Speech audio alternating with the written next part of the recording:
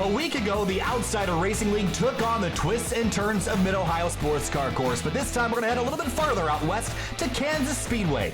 We're going to return to our 1.5-mile intermediate track routes this week for round number 8 of the 2020 Outsider Racing League. Welcome to SimTV. My name's Kyle Heyer, joined by Finney DeCuda tonight for the next round of ORL. And Finney, we're going to head to the 1.5-mile Kansas Speedway. High banks, high speeds, fresh asphalt. But in the past, we've seen this race be kind of a split personality. It's had lots of crashes in the beginning of the race, and then towards the end, long green flag runs. This will be a day-to-night transition tonight. So excited to get this one underway. Your thoughts as we head into ORL round number 8. Yeah, and really looking forward to seeing how this race is going to play out. For two reasons. Typically with this newer package, we've seen these guys almost race like a pack race. The guys 3 wide constantly throughout the first 5 to 15 laps, and then they'll start to spread out.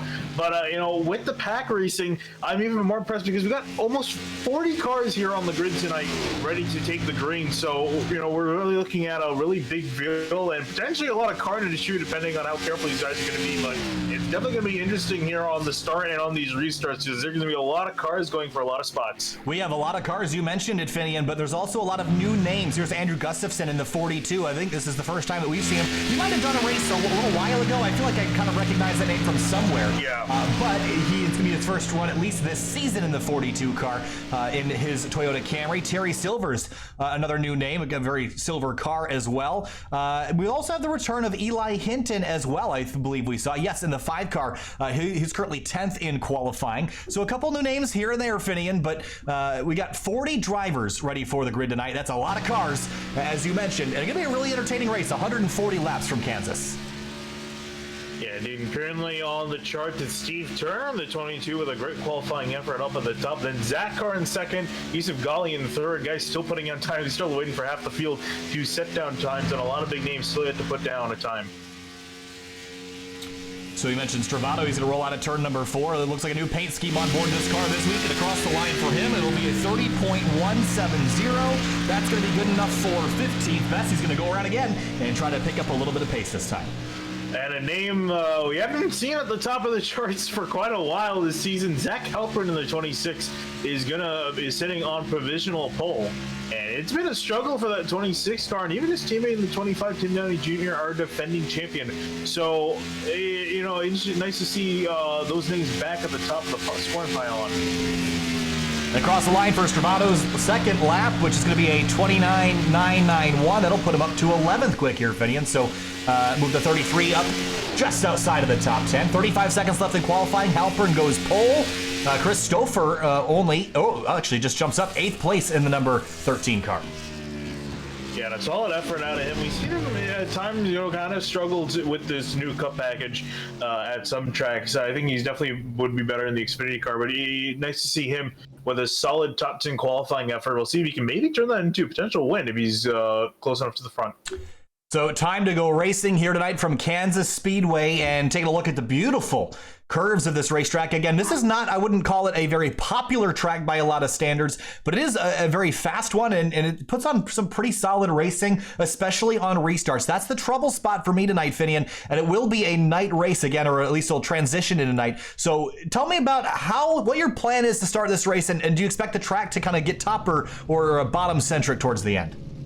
I think the track, we've seen in the past with the lower downforce configuration, the track typically tended to be very top heavy. Guys fighting for that top lane, getting the runs off the corners. I feel like we're going to see something similar tonight. We've seen it time and time again with this Cup package in general. Loves to have guys running the top lane and guys getting good runs off the corners. I think on the initial few laps, though, I think guys are going to start to bottom feed, trying to make moves on one another. So it's about time to roll through our starting lineup here, Finian. So in just a moment, we're going to roll to our grid. And let's actually take a look at the weather conditions before we get rolling here, Finian. 70 in the air, 71 on the racetrack. That's probably where it's going to be most of the night. Ambient conditions, really not going to, the track won't drop below that. So it's about, 5 o'clock here in the evening. Going to head towards nighttime here shortly. All right, so in just a moment, we're going to bring to you our starting grid for this evening. So on the front row, it's going to be Zach Halpern in the 26 and Martin Sproul, the number 19. He'll roll off in second place from the West. This is his home track here tonight. In the 19, he'll roll off P2. Yeah, that Adam Cabot's going to be lining up in P3 next to Steve Turner in 4th in the 22. In 5th place, Zach Carr in the 27, coming off of a win last week at Mid-Ohio. It was a dominant one. He'll start off right alongside Yusuf Ghali in 6th. Back in 7th, we find Alex Bell in the 15 from Ohio, lining up on the inside next to him. Chris Stouffer in 8th in the 13 car. In 9th place, it's going to be Bailey Turner in the 24 out of California, and Joshua Banks in 10th place in his number 36. Back in 11th, it's going to be Bryce Calusa lining up in the inside lane. Next to him, AJ Stravato in 12th in the 33. In 13th place, Jeremy Miller in the number 30, and Michael Sturgill in the 90. He'll roll off 14th out of Ohio. Going back another row in 15th, we find Matt White in the 1 car from the Midwest. Next to him, Michael Howden in the 16th in the 96. In 17th place, Brian Chambliss in the 9, Elliott Butler in 18th in his number 6. Field rolls on to the banking in turns 1 and 2. We're going to let the rest of the field scroll on the bottom here because it's about time to go racing as soon as we finish up this pace lap. This race will be about an hour and 10 minutes if we go green from start to finish, Finian. The likeliness of that, though, probably not super high with this many cars and this many new faces. I think we're bound to see some issues, especially early in this race. Yeah, that's I think going to be one of the keys to the race is just staying out of trouble. You have so many cars here. I definitely feel like we're going to see a few cautions early on. Someone's about to get into someone on these opening laps. You're going to see guys 2-3 wide, maybe even 4 wide if they're willing enough. So you're going to want to stay out of trouble and avoid the wrecks where you can because I think we're going to lose a lot of people early. So the field rolling through turns 3 and 4 onto the front straightaway. The sun is setting, but we're just about nearing the halfway point of the season for the Outsider Racing League. And through turn 4, it's Zach Halpern going to choose the inside lane for the start of this one. Waiting for the green flag to be in the air, and the starter's already got it hung up there in the air, but there it is. Green flag flies, and we're racing at Kansas for Outsider Racing League round number 8.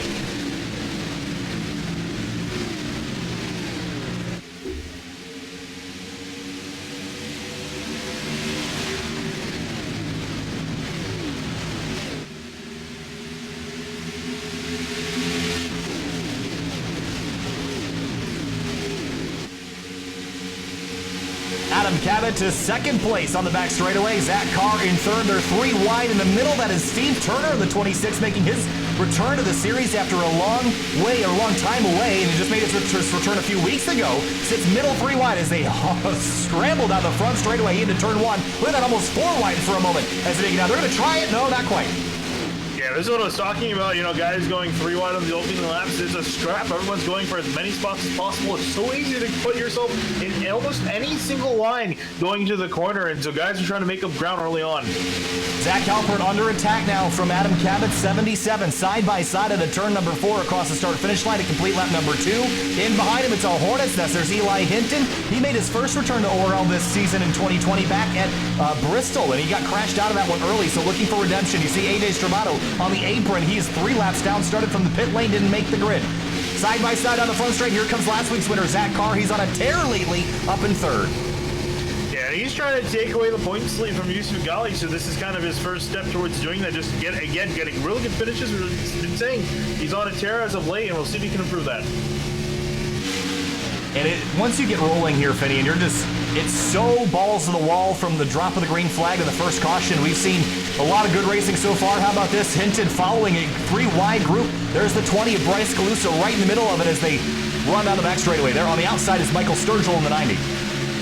Yeah, I mean, really, to give you an amazing feat, we got the entire top 30 in it within 5 seconds of one another. That's something you hear at Talladega or Daytona, but these guys are so close together, especially Calusa. Whoa. He's going to make some contact with Jeremy Miller. Yeah, a little loose on the front straightaway, but gets back in line. Not quite. Still 3 wide as they head down to turn 1. There's Matt White in the number 1 car. 3 wide behind him. That's Jesse Pierce up the middle of the racetrack. Houghton on the outside of the 96.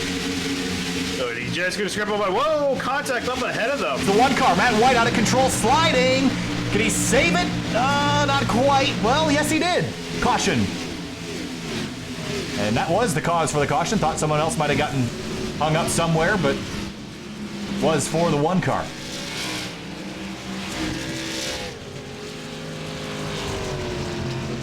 Let's go back and see exactly how this all started. I got to switch my SCCA replay screen again.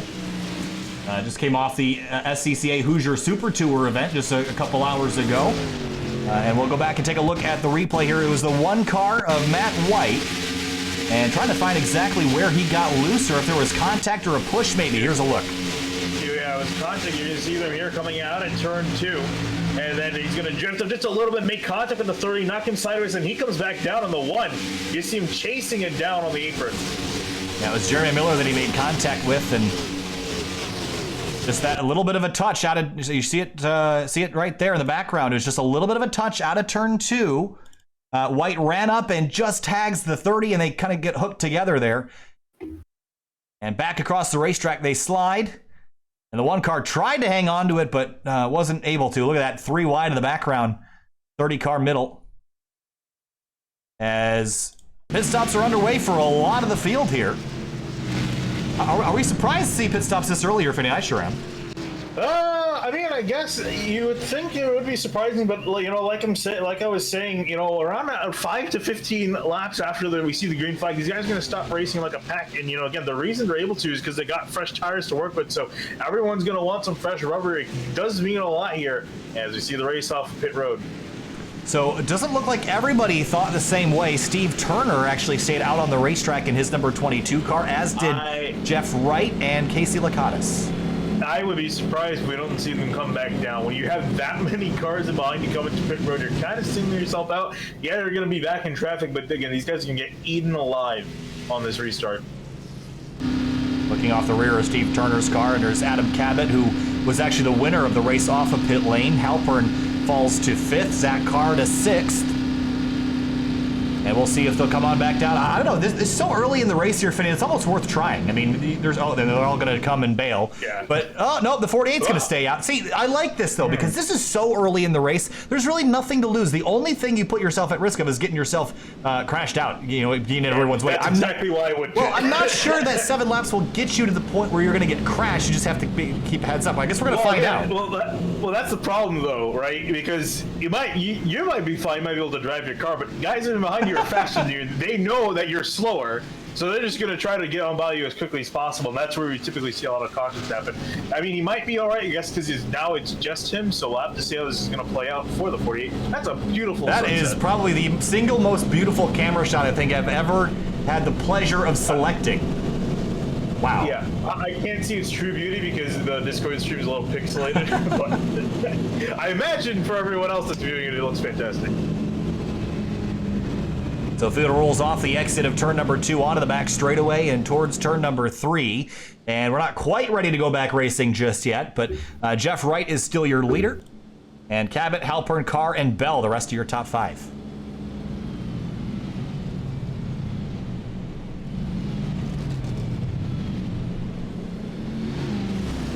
Now, how about some drivers that we also didn't really take a chance to mention? How about Connor Horn, all the way back in 26th at the moment? He started 38th. And this is going to be a dangerous driver to have up in the front. And he's running the Good Wrench service number 3 colors on that car. So I don't know if Connor Horn is quite the intimidator, but I sure wouldn't want him in the mirror. Yeah, I definitely wouldn't. I mean, Connor elected to qualify in the back. It was one of those drivers that did not put down a qualifying time. So he's just been, and we definitely know if he definitely could have put a qualifying time down, it would have been top 5, top 10. But he elected to start in the back, I think, because for him it's a lot more fun working through the orders. So definitely gonna have to keep an eye on that black number 3 car. So field getting geared up for the first restart at lap number 10 here at Kansas Speedway, and he's waiting for a couple stragglers to attach himself back to the tail of the field. A couple of drivers hit pit lane just now. Casey Lakatos is there, so is Matt White. It looks like AJ Stravato is back out on track. He actually got one of his 2 laps, or his 3 laps back, so he's now only 1 lap down. So back up towards the front here. Jeff Wright's going to choose the bottom lane. You said that the top lane would be the place to be. Why do you think he chose the bottom? I think definitely, you know, we always say that the top lane's a little bit better with this package, but on the restart, you know, these guys are still accelerating quite a bit as they're going through 1 and 2, so in that case, you're going to want to take the shortest way around. I don't think they want to get dive bomb passed by someone else in behind, so this is just kind of them covering their bases. Caution was just extended here for another lap, so pace truck or not. Oh. Well, I got the caution lights back on here, but I guess we're going back green, so green flag back in the air, lap number 10. That was strange. Caution lights are not on the racetrack, but I got another ping for the yellow flag over on the HEVO side of things. Interesting. Golden light shining in turn number 2 as the field rockets out of the back straight for the 10th time. Yeah, and Wright trying to run away with the lead again on slightly older tires. Well, you have to see how bad the fall off really is, as everyone behind him has got fresh Goodyears on. Yeah, I'm not convinced that 7 laps is enough to send you all the way to the tail of the field. It might lose you a couple positions a few laps into this run, but he'll lead the first lap after the restart behind him. Look at this. Bryce Calusa again in the 3-wide situation. Right in front of him, Alex Bell. And right behind him, Michael Sturgill. This is really tight stuff through 1 and 2. And Sturgill actually loose as he's working through the corner there. He's finding some loose conditions on the outside. He's getting swarmed by some other drivers. Busy place out there. There is the 54 of Yusuf Ghali, who's won a bunch of races so far this year and is running a nice-looking grid light paint scheme in that Toyota Camry tonight. Meanwhile, for the lead, Adam Cabot looking to the inside of Jeff Wright, going past on the inside right, kind of out of options to defend here. As Cabot's got some fresher tires, he's going to get a decent run off the corner. And this is what we're talking about, that outside lane prevailing. And Wright's able to hang on for now. It's going to be, again, I think he's going to lose some positions here, but he hasn't really had that great of a season in general, so I wouldn't think that him dropping back a few spots wouldn't be anything abnormal here, especially with how good the 77 has been. Real tight, holding him down on the apron on the front straightaway. That was a very low-handed blow. I'm just saying, hey, if he wins a race, then I'll say something different. But so far this season, he has not been to victory lane. The drivers around him, at least a bunch of them behind him, have been to victory lane. As we mentioned, the 54 Ghali's collected a bunch of victories this year. So, he's got some stiff competition to beat tonight. So 13 laps in, and look at Martin Sprout closing in. And the 19 car, remember how he was denied a victory by the 48 back in Sonoma last season. So he certainly wants to get back in this group. And he's actually eyeing up potentially a pass to the outside of the 48, was running a little bit higher. Whoa! Cabot going to slide in front, contact between them. Does Sprout make it 3 wide? No. Big slide on a turn 2 for the 77. Side by side through 3 and 4 now. Here comes Halpern to the bottom of the racetrack inside the top 5. And Bailey Turner's 24 is up in the mix now. Swings to the middle, does the 26. Contact, and he's out of control on the front straight. Can he save it? He does. Wow, after making door-to-door contact with the 19 of Martin Sprout through the tri-oval, did a great job saving it. He's not going to lose too terribly many spots. He's going to pull it right in behind the 20th Calusa. Slicing and dicing at the front of the field here in Kansas. Now Sprout a second. Cabot back to 3rd. Bailey Turner up to 4th. Single file on the top side of the racetrack behind him. They're still 3 wide in the middle of the field. That's Ghali on the bottom of the 9 car of Brian Chambliss tonight. But back up towards the front. Look at Cabot pushing the 48 down the front straight. You see Wright able to defend fairly well using that outside lane, but Cabot going to try to get a better run on the inside, and they're going to be side by side on the back straightaway on a drag race. I think we'd expect this field eventually to start stretching back out, but I'm not sure with the cool temps tonight. We might see something different. Cabot to the bottom of the racetrack, almost clear. The 48 can't do it, though. Sprout thought middle, thought better of it, though. Look at Turner, and here comes that car in the 27 Chevrolet. He wants to go somewhere, but no place to go. Yeah, it's kind of hard for him, too, with Martin Sprout having some internet issues right in front of him. He's trying to eye away on by. Now Sprout up high. Oh, look at this mess. There's no way. The 20 car, Calusa's out of control. Sturgill drives out of the way. That was almost a crash there, but they'll continue. That's for 8th place. Meanwhile, back up at the front. Look at Wright all the way up against that outside wall, scraping it as the 19 through 3 and 4. Would you believe this is lap 17 of 140? Yeah, I really can't believe it. Here comes Bailey Turner making some aggressive moves. He's going to try to poke it up the middle of Cabot. Oh, the 77 in the wall in turn 1, and they're going to crash and wad up half the field down to the first corner. Everybody's in it. 5, 6, 7, 8, 10 cars involved in turn 1. Yeah, it's the big one at Kansas. Oh, man, the field comes to a stop, and on the other side, it's a junkyard. What a mess. I was just about to mention that both the 48 and the 19 were having issues with their internet, Finian, and you mentioned how that's a distraction. Well, I don't think that was necessarily related, but they were certainly only a couple seconds away from getting penalties and having to, to get out of the way. But let's go back and see what happened here. Here's a look, and we're going to look up towards the front. It's the 77 of Adam Cabot. Comes across the nose. Oh, we're going to have to look at this again, because I'm not sure if he came across the nose or what. But look at the mess. So let's go back and look again. So here's out of turn 4, the 77 and the 24 of Bailey Turner. And I'm wondering, Finian, did the 24 turn left or did the 77 come up across the nose of Bailey Turner? Here's a look again in slow motion.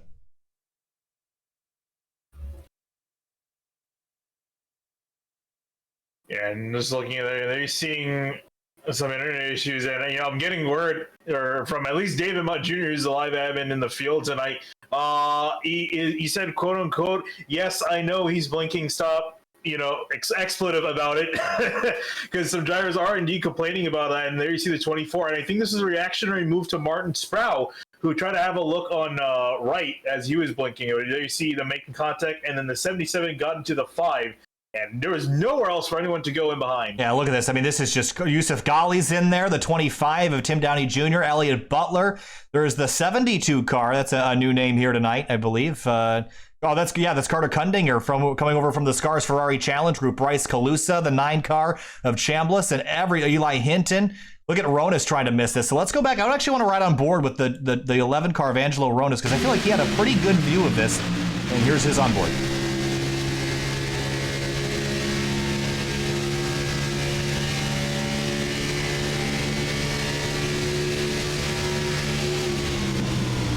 He just jumps right on the brakes and dives for the apron here, Finney. Did he get all the way through?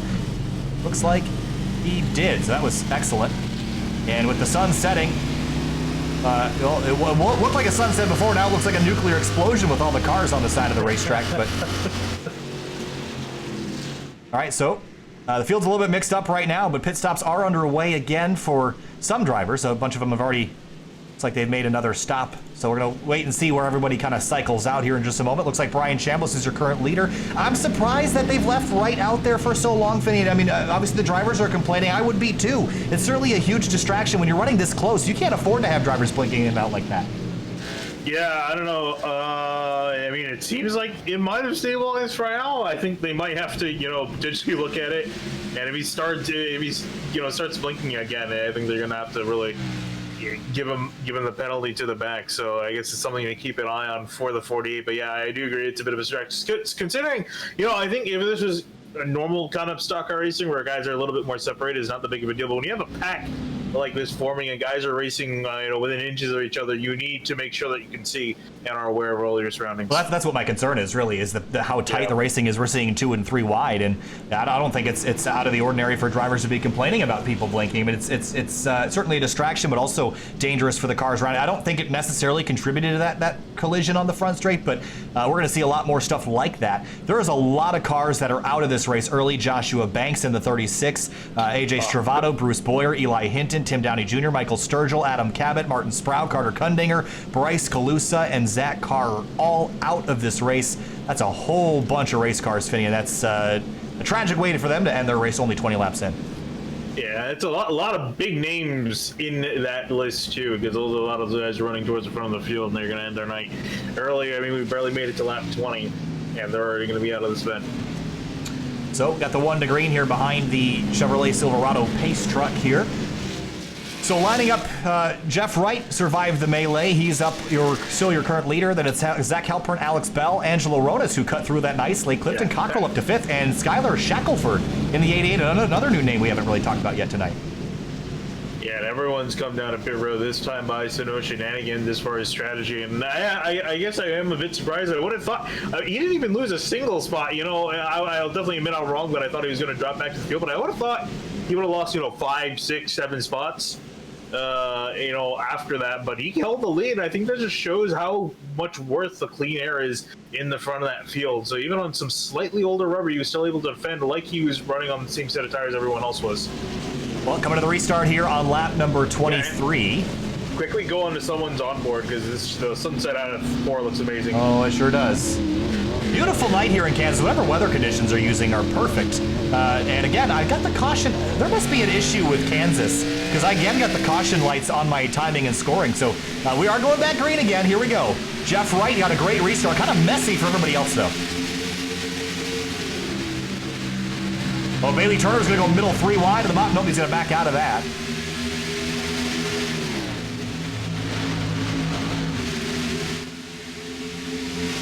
Oh, Turner slides up. Steve Turner's in the wall.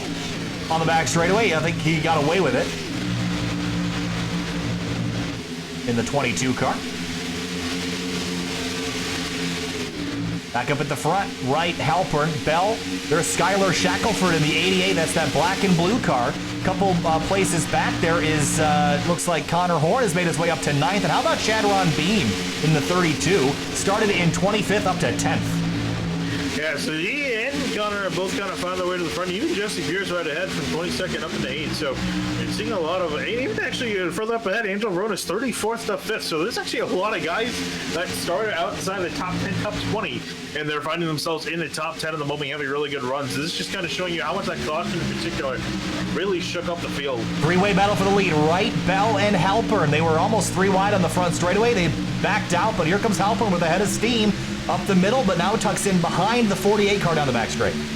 Yeah, I can imagine, between the 48 and the 26 not having good seasons, and I think both these guys are going to be hungry for a win, especially running first and second. They're so close to getting it. It's got to hang on now for another 110 laps. A long way to go. The 48's going to cut down to the apron. Fair legal game. And going to go back up to the top of the racetrack for turn 1. Bell still on the bottom. And Alex Bell has had a really good couple of runs, especially at the road courses as of late. So he's really picked up some talent there, some skill on the back straightaway now.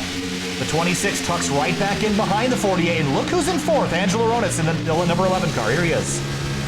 Yeah, and Ronas has been having a pretty solid, consistent season, compared to some other guys in the league. So he's finding himself up on points just from finishing these races out 3rd in points, 22 behind leader Yusuf Ghali. Real tight between the 26 and 48 on the front straight. Almost had an issue cutting off the 26. Whoa. Big slide through the center of the corner. It's going to stack up the outside lane. And here comes Skylar Shackelford in the 88 car up the middle. Yeah, I think that was just purely from being in the wake of the 48. You're talking about, being the air shadow. Part of it is you're losing air to, the parts of the car, keeping this thing glued to the track. So, in that case, you saw Halpern get loose. So he's going to have to come up to try to build up a run on the 48 and right without losing grip. Through turns 1 and 2, the 15 car pulls ahead of the 48. At corner exit, not quite clear. Still, they're going to run side by side, as the rest of the field's starting to string out behind them. So the battle is for the top spot right now.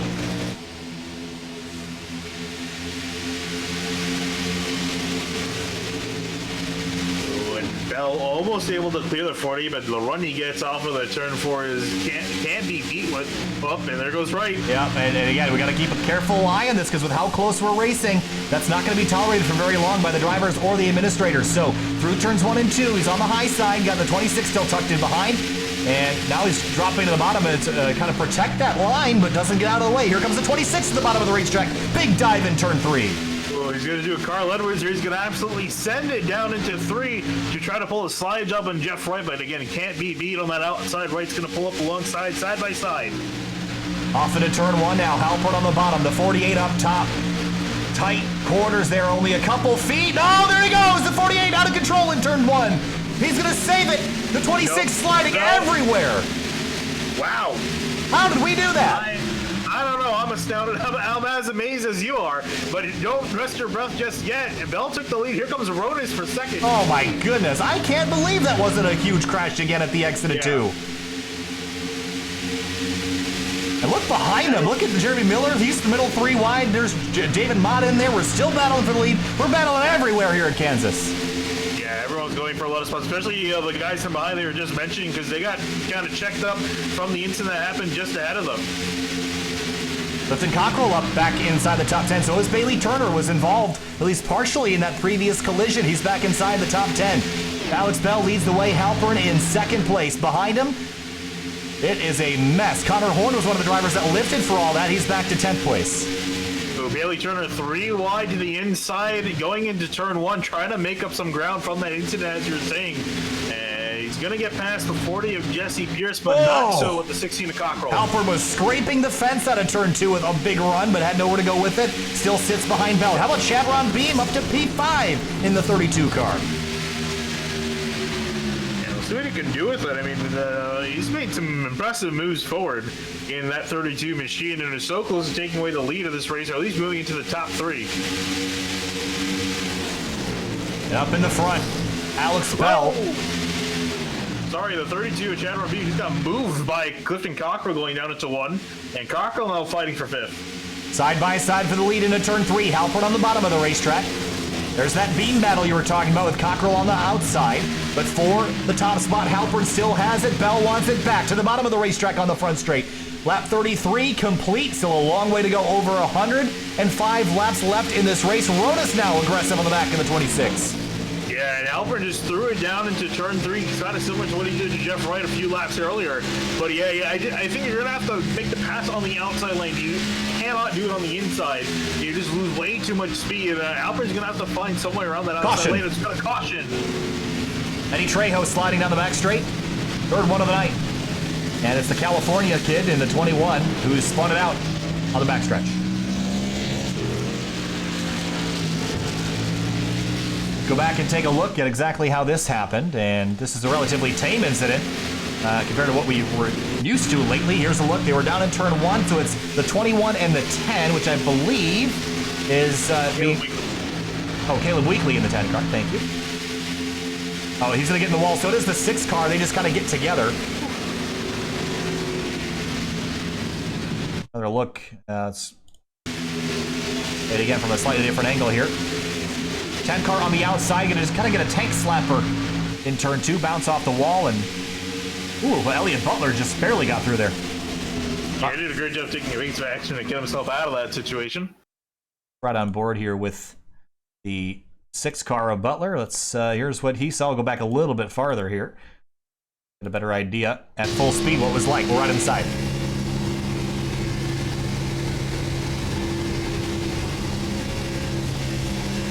He was already fighting out of control himself and managed to just squeak on by. So Butler moves up into 21st as the entire field's back on pit lane again.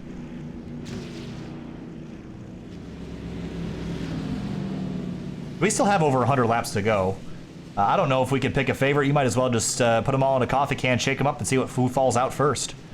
I think really the favorite is going to be whoever the leader, because we've seen it's extremely hard to pass the leading car on multiple occasions. We saw Wright, the only way he lost the lead was by not necessarily getting wrecked, but by being involved in an incident that knocked him sideways. And then we saw afterwards who took the lead.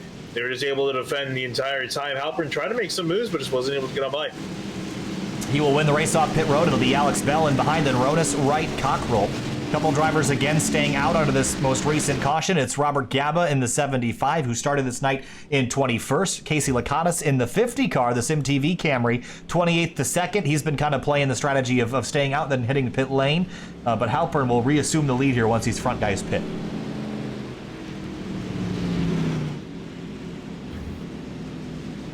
And there goes at least one of them. That's the 75. And Lakatos will stay out. He'll probably come back down next time by, I would think. Unless he's going to try to stay out front and see what he can do here. We saw it work for the 48. I don't know. Well, okay, you know, I was wrong last time, but now he's kind of pushing the tire limit a bit as far as, again, compared to the guys in behind him. He's been out there 17 laps longer. Yeah. So. Well, let's see what the plan is, I guess. We're going to find out. I have also said the leader really is in an opportune position, so yeah, I guess we're really looking at finding, I guess, what's the magic number? How older can your tires be to the point where you don't have to come down pit road and you can just try to hold on to the lead and just defend any guys that come in behind you? Couple segments of foam missing out of the end of that safer barrier there. Just noticed that. Hopefully no one hits her. So, line up for what will be our 4th start of the night, our 3rd restart. And we'll kind of update you what's going on SimTV this coming week. We got a lot going on. A little bit less volume than normal this week, but we're going to have a lot of very important streams. So tomorrow afternoon, for the first time ever, SimTV will be producing a stream for Assetto Corsa Competizione, and it will be live on the GT World YouTube channel, the SRO America official channel, as well as SRO America's Facebook page. And as far as I know, there is potential for CBS rebroadcast or CBS highlights package, so it could be on TV even. So very, very exciting times.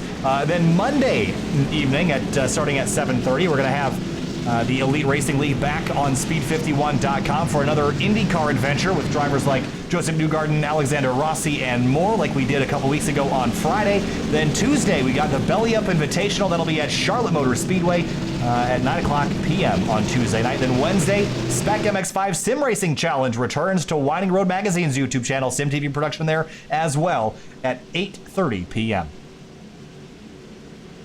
A lot of special things coming up this week here, Finian, but tonight has been something special as well. We had 40 drivers take the green flag. We have 31 of them still running, and all 31 of those running drivers are on the lead lap still.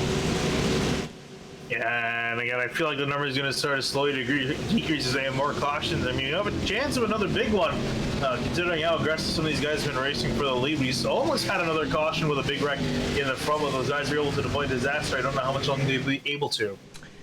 So, again, I don't know what's up, but this flagman is all sorts of borked here at Kansas, but all right, there we go. Green flag back in the air at Kansas, and Casey Lakatos is still your leader, and he's going to run off to turn 1 in the lead.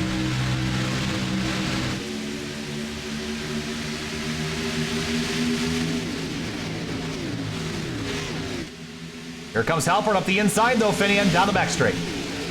Yeah, he's just trying to wrestle his way from Casey Lakatos. Again, Lakatos on older tires, significantly older tires than Jeff Wright. And there you see Halpern going to make the pass on the inside, pull up in front of the 50 and run away with the lead. And there you see now the 15 of Bell get a great run off the corner. And here comes Angelo Ronis back up inside the top 5 as well. Behind him, how about this scrap on the front straight? There's Jeff Wright in the middle of it, Bailey Turner up top. And on the bottom, there's Connor Horn up inside the top 5 for the first time tonight. And is Dale Earnhardt looking number 3.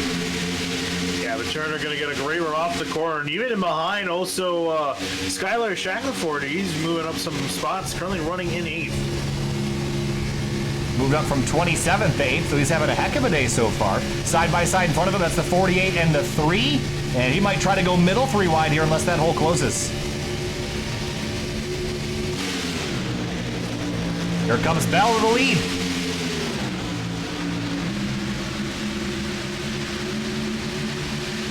Halpern just getting a great run off the corner, and I really am interested in seeing how experimental guys, especially like Bell and Ronis right behind the leader, how experimental they're going to get with their lines, trying to find some way to get a one-up on the leader. See Chad Ron Beam down on pit lane, not sure what's up with the 32 car, but he'll hit pit lane at lap number 41. 100 laps to go.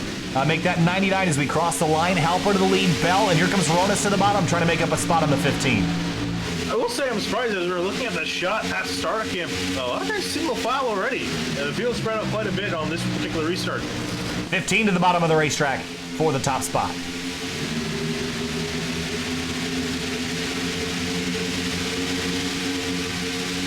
And look at the 4 in behind him, all nice and lined up. Here comes a 24 now to the inside and break the draft. He'll dive for 3rd in turn number 1. The 88 car, a little bit of understeer in the aero wash of those lead cars. Turner, I was just listening to his throttle inputs and trying to get off the corner. He had to be very patient getting back on the gas because he knew he was going to run up the hill if he got on too early and just struggling to make move or make any headway down there. 11 of Ronis going to tuck himself in 3rd still. Connor Horn, we documented his night, started at the tail of the field, 38th to 4th, biggest mover so far. How about 34 positions as the front 2 continue to dogfight through turns 1 and 2. I think this is going to be an overall loss for Bell no matter what happens. Again, I just don't see something occurring at the moment. He's been constantly trying to throw the car down there. I think it's only just hurting his tire performance. As you see, Ronis trying to throw it up the inside. And you can get it to stick there, it's just not fast. And as the run goes on, it's going to get harder and harder to keep the car down there as they come across the line to complete lap number 44. And Bell's just trying to stay stepped out a couple feet to get air on the nose of that car, Finian, but you really need to be as close to the wall as possible, and you can't do that when the car in front of you is running right up against it. I was going to say, you're going to have to Larson line it. I don't know whether you like it or not. The outside's where it's fast, and if you can get that clean air, which is the important thing, because you saw Bailey Turner, he was running behind the leader. He got really loose trying to make up some time, so these guys can't big block for 2nd. The 15 in the wall. Wow. Yeah, I saw that coming from a mile away. The 3 car had a huge head of steam, and the 15 threw a block at his own risk and got burned. Knocked out of the way and pushed into the wall. He'll drop down a couple spots. There's Bailey Turner, middle 3 wide behind him. That was Jacob Plank on the bottom, and the 38 Jeremy Miller, who's up to P6, the winner from Daytona last year. That was a rude awakening for the 15 car, though. I mean, think back to Kansas 2015. Matt Kenseth, Joey Logano, same sort of deal there. Yeah. Bailey Turner swung to the outside. Oh, got chopped off right before turn 1 by the 30. Yeah, I was riding in behind the 30 and saw the 24 come into frame. Yeah, these guys again really close quarters, especially with the 24. Bailey Turner has been making some aggressive moves. So now we're seeing the field start to single file up along the high side here. So once the field starts to do this, Finian, how do you get by? Do you just ride in line, wait for a pit stop, or are you just going to try to keep hunting for the bottom or try to sneak up to the outside? I think you're gonna, you're in a position, you're probably gonna stay there. I think unless a guy makes a mistake ahead of you, I think that's the only time you're really gonna make up some spots. You gotta hope guys ahead of you are gonna be impatient. They're gonna dive on them. That's the time where you can take the outside line, try to move up some spots. I don't think you're gonna really make any headway in any other line but that high lane. Connor Horn's making headway. He's been getting really solid runs off the exits in the corners and lining up a pass on the Ford Mustang of Angelo Ronas, one of the very few Ford Mustangs we have out here tonight. Yeah, looking at Jeremy Miller, he's about to get reversed. Martinsville, as I say, that Turner up the middle, 3 wide to the inside of the 15. That was a heck of a move. Puts him up to 6th, and actually, if he could get around the 30 car, that would put him in 5th, and he does. Yeah, this 24 car honestly looking really strong. If he can get up in the 2nd or 3rd, he might be the one to watch potentially win this race. He's been making some aggressive moves, and when the passing is so hard, like we've been seeing it tonight, you need to be aggressive and also make the moves work, and he's been making the moves work. Yeah, I'm not sure if he's got the same raw pace as the top 3 do, but he certainly has the moves, and on a late race restart, I'm picking the moves over pace any day. Here to the bottom of the racetrack is, looks like that's the 31 of Brandon Bowers, who's had a lot of trouble as of late. Change up paint schemes, change up a lot of things, trying to see if they can improve the performance of that car up to 8th. Well, here's the funny thing. Remember how we've always said the man's a one-lap hero and qualifies really well? He started back in 30th, so we might see a reversal of fate here. Change the look around. Here comes the 3 to the outside of Ronas. That's for 2nd. Pass complete. 90 laps to go. Yeah, talking about going from the back to the front. 38th, I think that was pretty much dead last. Actually, it wasn't technically dead last. Pretty close to it. So, close enough. Yeah. Yeah, up into 2nd. Oh, man, the leader almost got in the fence out of turn 2. Halpern either had a slice of paper between him and the wall or nothing at all. I think if there had been air molecules on it, they would have gotten rubbed off there. Through turns 3 and 4, Horn is closing, though, was a couple hundredths faster last time, and I think he'll have a run at the lead here shortly. Waiting to see what he can do. We have seen Connor Horn in this situation be back in 2nd. I don't think he might not even make a move. He's one that'll be, just kind of sit patiently, just kind of wait for an opportunity to present itself, especially this late in the run. So I'll be surprised if he does try to make some moves on Halpern. How about Terry Silvers? Started 29th up to P10, make it 9th as he goes around the outside of Cockrell.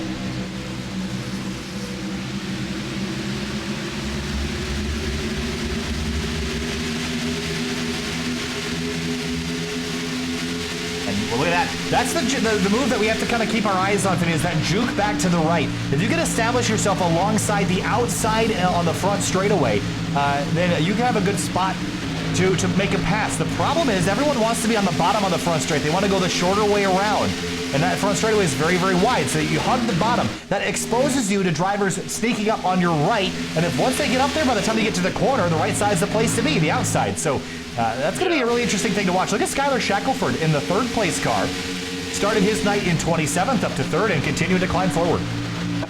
Okay, here's a funny thing. I'm going to read some numbers here. This is Don't hurt yourself. The top 5, sorry. This is where the top 5 started. First, 38th, 27th, 34th, 9th. Oh, we had all the drivers that started up front all wad up on lap number 10, so that's probably why. A little deeper in the field, how about Brian Chambliss in the 9, who was damaged in that 2nd collision, and Jeff Wright, who was dropped like a rock back to 17th place. Yeah, see, I said he was going to drop back through the field. It took a lot longer than I would have thought, but he's stuck back here and right, not necessarily having a good day. The driver that led us to the restart, Casey Lakatos, is all the way back in 24th position. Oh, there's Caleb Weekly in the wall right in front of him. Weekly's had some trouble tonight.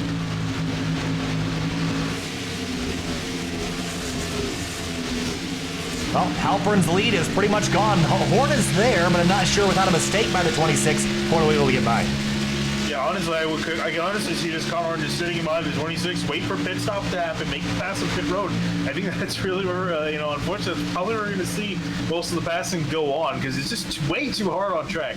It's just crazy how the restarts. This is probably the closest to the real world high downforce package I think we see. Is how chaotic the first 10 laps after the restart are, then everything kind of dies away and it becomes very difficult to make passes. So on that front, iRacing has done an excellent job capturing the way that these cars drive. The really crappy way these cars drive. There's Terry Silvers and Jacob Plank, and look at Brandon Bowers in the mirror. You can see him coming up. That red 31 car. Yeah, he's been stalking this group in that red 31 Coca-Cola machine, just trying to eye up his competition. Plank and Silvers, who's leading it. Silvers in 8th. And Silvers started only back in 29th, so it's a good climb forward for him. Oh, another car, another new name that we haven't talked about yet tonight. It's either Devantier or Devontier. In the 97 Cotton McDonald's Camaro. And his night started in 35th. He's up to 13th. Yeah, that McDonald's machine. And maybe that's harking back to Kyle Larson. This is a good place to be a Kyle Larson copycat at Kansas. So Halpern continues to lead the way. Let's check back a little bit deeper in the field. Here's David Mott Jr., Jeff Wright, and a couple other cars back here. Robert Gaba, Eddie Trejo, who was around earlier for a caution.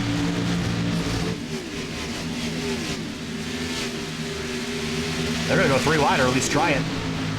Yeah, well, it was an attempt made there to the inside by Robert Gaba. Gaba having to pull back in line with Chambliss and David Mott Jr. as they're racing side by side. Oh, there's contact. There goes David Mott into the wall. Big stack up in turn 1 and 2. That's ironic because both those guys are admins tonight and ended up wrecking into each other. Yeah, let's go back and take a look. This is just the 29 pulled across the nose of the 9 car here. Here's a look. Yeah, just the same thing we saw earlier with Cabot and Wright, and just kind of accordion together. Yeah, it just kind of came up into David apologized to Brian, and it seemed like there's nothing between them, so I hope not because of the admins. That's when all hell breaks loose, is when the admins start crashing each other. 80 laps to go this time by, and looks like Horn's kind of stalled out deeper in the field. There's Jacob Plank in the 38 right in front of the 97. And on the bottom of the racetrack there is the 77 of Adam Cabot, and that car is pretty much destroyed. Yeah, he's just kind of hanging on hoping for a caution. At this point in the run, this is what I was talking to you earlier, actually, before we went live. Once you get past those first 15, 20 laps, I think we're going to see a long green flag run. We're in that period. I think we're going to go green for quite a while. And Cabot, unfortunately, that's not going to be good for him as he's just going to be kind of slow and just hanging on 27 laps down. How about Brandon Gagnon in the 83 car up to the 13th after starting 31st? Has anybody... Okay, other than Halpern. Yeah, no, honestly, no. Everybody seems like they've either dropped 30 spots or gained 30 spots. I can't find anyone that's gone nowhere. Okay, I'll read you some more numbers. Okay, so I read numbers. You the top 5 earlier. Here's 6th on back. 30, their starting position. 34th, 7th, 29th, 30th, 33rd, 36th, 35th, 31st, 22nd. Insane. Alex Bell, after that scare they had at the exit of turn 2 a little while ago, well, he's back in 7th place. And here comes Terry Silver. So that damage on that 15 car seems kind of substantial here, Phinia. Yeah, and I noticed this too. Remember, Jeff Wright, he also got a bit of damage as well, and his car hasn't necessarily been the same. So I'm definitely feeling, especially the damage to the back is definitely affecting the handling of these cars. Considering how sensitive we've seen these guys been racing each other. Yeah, I saw Brandon Bowers go on by there, and Bell's going to try to fight back on the outside lane. Doesn't look like he'll be able to go very far with the 44 in front of him. So 63 laps in, and for the leaders at least, we've been out on the racetrack for 27 laps. Probably just a little bit past halfway in a fuel run here. When do you come? I mean, the tire drop-off is fairly significant, almost, well, basically 2 seconds. Yeah, I want to come in as early as I can, potentially to the point. Do you think they could potentially make it to the end of their next pit stop? I think they can. Oh, yeah. That would probably be doable. Yeah, that's going to be tight maybe, but I want to keep an eye on this 88 car. His last lap at 31.4, 31.47, and a 31.46 for the leader. So Shackelford is actually approaching pretty quick.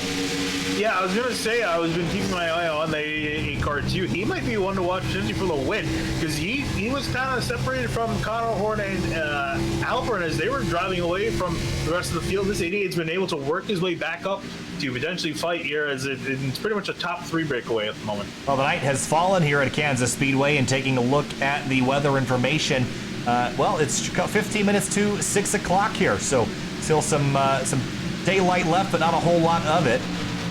As your front 3 kind of snaking. It's a 3-car breakaway, 1 second back to 4th place Bailey Turner. How about 6th place right now? Ronas, Silvers, Bell, Bowers, 4-way fight for P6. Yeah, Ronas has been dropping back quite a bit. I think he's pushed a little bit too hard, a little bit early on. Here comes Silvers trying to high up a move. Going to get a little bit of a side draft going down into 3. And a side draft, this has been a big topic of discussion lately. The side draft in iRacing is modeled, but I think it's very obvious to pretty much everybody that it's not quite as effective as it is in the real world. Look at the 31, all the way elevator, bottom to top, gonna squeeze up the outside of the 15. Yeah, he's gonna be boxed in here as he comes out of the corner. He's got Rodas in front of him, the 15 to his left, so he's gonna actually try to move the 15 out of the way. And clear left, he might try to drop down. No, he'll stay in line, does the 31. And Terry Silver is going to leave the top lane open, and that's a very vulnerable place to be because Ronas is going to sneak up the outside and probably have this spot. 3 wide. Alex Bell watching from behind. Oh, there they go again. Same thing again. Crash in turn 1, big crash again. And they're wad up another 5 or 6 cars here. And that's this. We've seen this exact same thing happen about 3 times tonight, Finian. It's that apron, guys just coming off the apron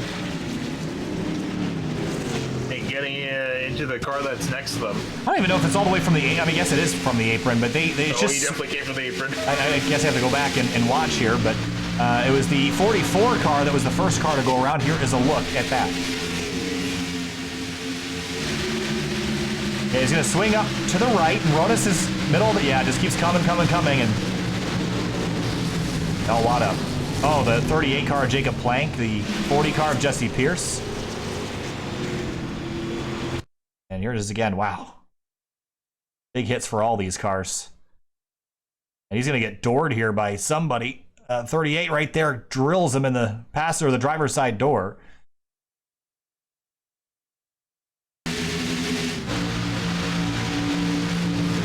Sparks flying. The 97's in it as well. And someone came sneaking through here at the very end. It was Chris Stouffer's 13. We'll ride on board with him.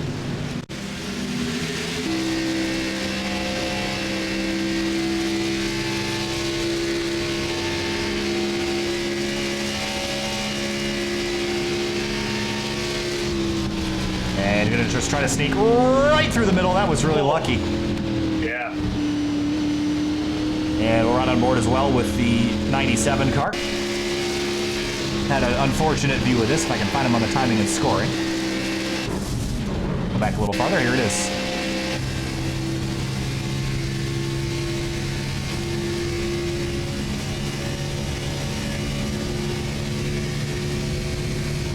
Not much you can do here. Wow, look at the 31 get whipped around. Like a top. And another group of cars out of this race. At this rate, we're not going to have a whole lot of them left.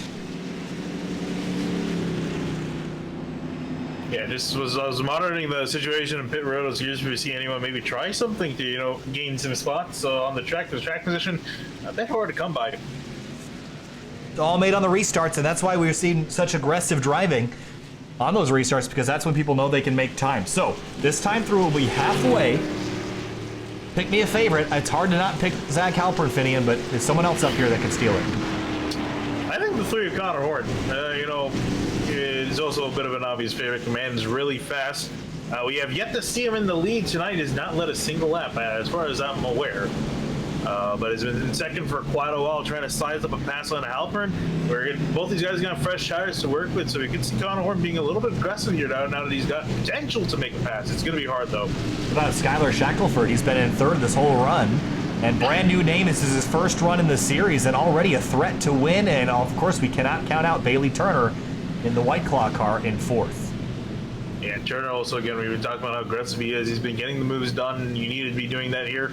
So he's definitely one to watch. Again, with the 88, though, I haven't quite seen, how he is at the front of the field, really up in second, sizing up the leaders. So curious to see being put in this situation, how he's going to size up with everyone else.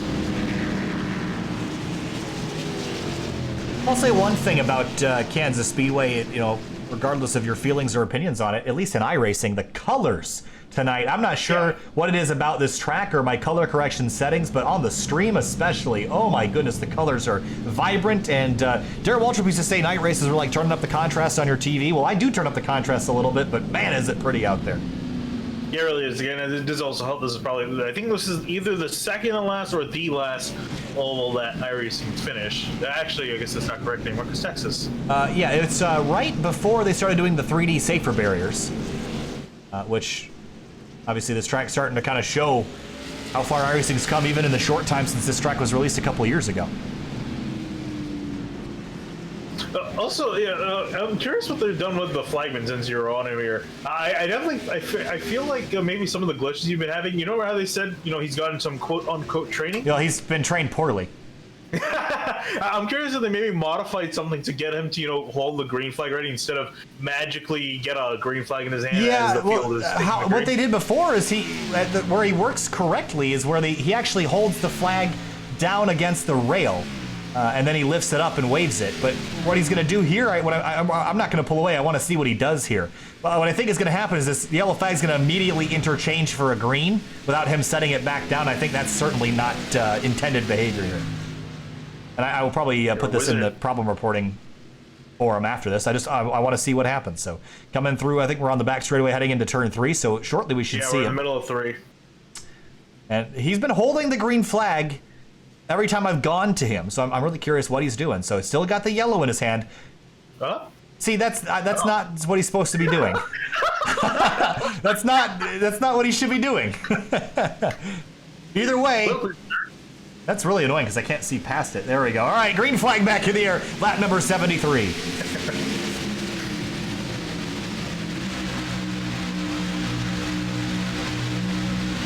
For second place, here comes Shackelford to the bottom of the racetrack. If he could get P2, this would certainly put him in a great position. Whoa! Oh, he's out of control! Saves it. What a great drive at the exit of 2. He's going to lose a lot of time, though. Yeah, he is. He's still trying to get back up to the speed. So that's unfortunate for him. He's going to have a lot of work ahead of him for the rest of this race to make up those spots that he just lost. Oh, right in front, 3 wide at the exit of turn 4. There's the 48, the 10, the 88, the 6. For the lead, Connor Horn to the inside. Is Zach Halpern going to clear him on the front straightaway? Wow. Made it look easy. Here comes Turner to the bottom of the racetrack now, using that fresh tire and that bottom of the racetrack speed. He goes to second, so Halpern goes from first to third in the lap.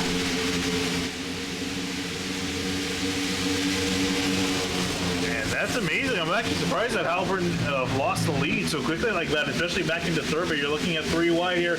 Elliot Butler out the middle. How about Robert Gabb on the outside as they're all battling for a spot? And there's that 88 car dropped all the way back to 12th spot. You mentioned how much work he has to do. That's so frustrating. You were going for the lead, and then all of a sudden, you've got to pass 11 more cars just to get back to where you were. So he's certainly got his work cut out for him.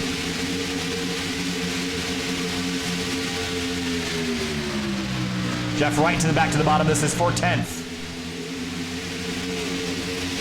And everyone, notice how everyone immediately jumping to the high lane. Typically we saw guys, slowly inch their way up. Guys are already on the defensive in that top lane trying to keep their spots. So Connor Horn has the lead here, lap number 76. Bailey Turner's in second place and actually running him down as the caution flies. In the background, it's Caleb Weekly. Oh, car on the fence. It's Andrew Gustafson in the 42. Wow. That was a wild wreck in turns 1 and 2. Let's go back and see how this one happened.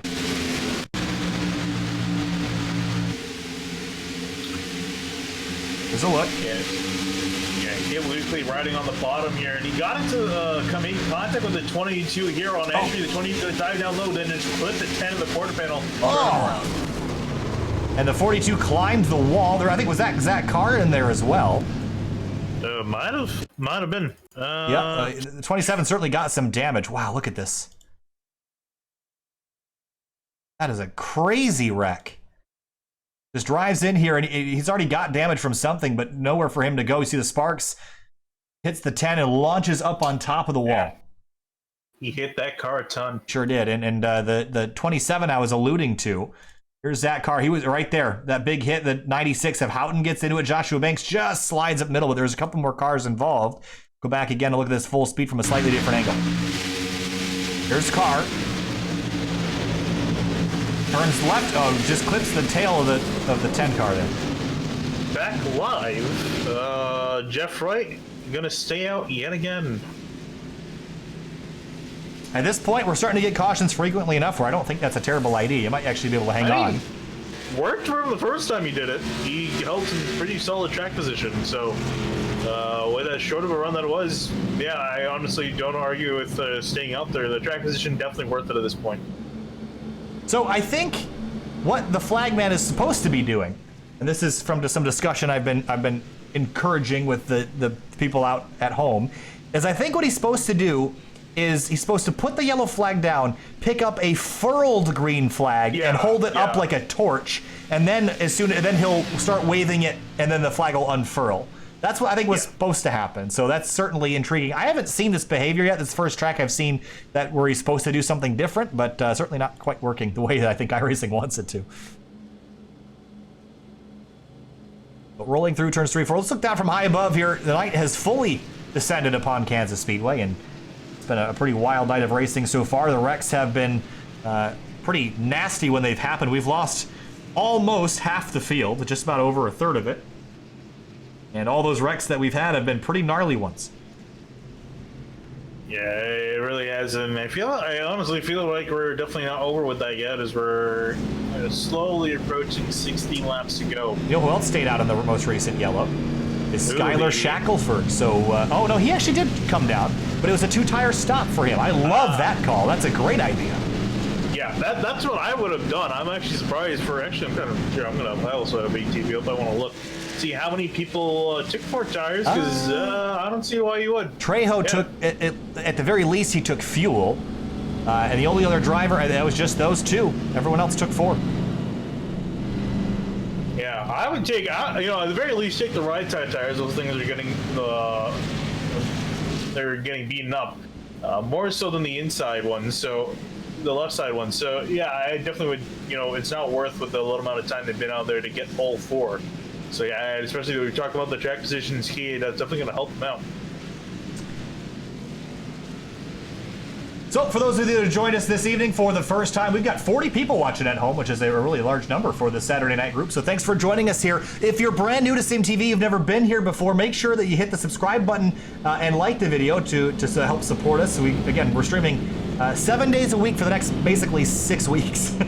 We got a lot going on, both here and for partners with the SCCA, with SRO America, with the Elite Racing League on Speed51.com. We've got all sorts of stuff going on. So supporting us here and subscribing to this channel is the best way to support us. So thank you for everybody for joining us here tonight on this Saturday evening at Kansas Speedway for Outsider Racing League round number 8. Again, my name is Kyle Hiram, joined by Finian DeCuna. Finian's back home in Long Island this weekend, enjoying his time with the family. I'm in my dungeon, in my tech dungeon, where I've been stuck for the last 6 weeks. I'm living hell, so it's all great. Here's the interesting thing. This is just kind of me talking with you. Going back to Long Island, just seeing how many more people are wearing face masks. Granted, they kind of have to, considering how many cases there. Here, I've been very limited to go outside. The only time I had to actually go somewhere was to pick up some computer parts I ordered, and I was really careful with that. But I was wearing a face mask. If you bring it back here, I'm gonna be angry. I've been doing I've been a good little boy, staying quarantined. I've been doing a good job. So that's like the only time I've gone to a store. Other than me running around to literally 10 stores yesterday to find a DisplayPort cable. Well, let's exclude that. I've only been out 3 times since this whole thing started, so I've done a pretty good job. But coming back to the green flag here in just a moment, and our confused friend at the top of the scoring pylon already has that green flag ready to roll for us. A little pretty sure. But we're going green. Here we go.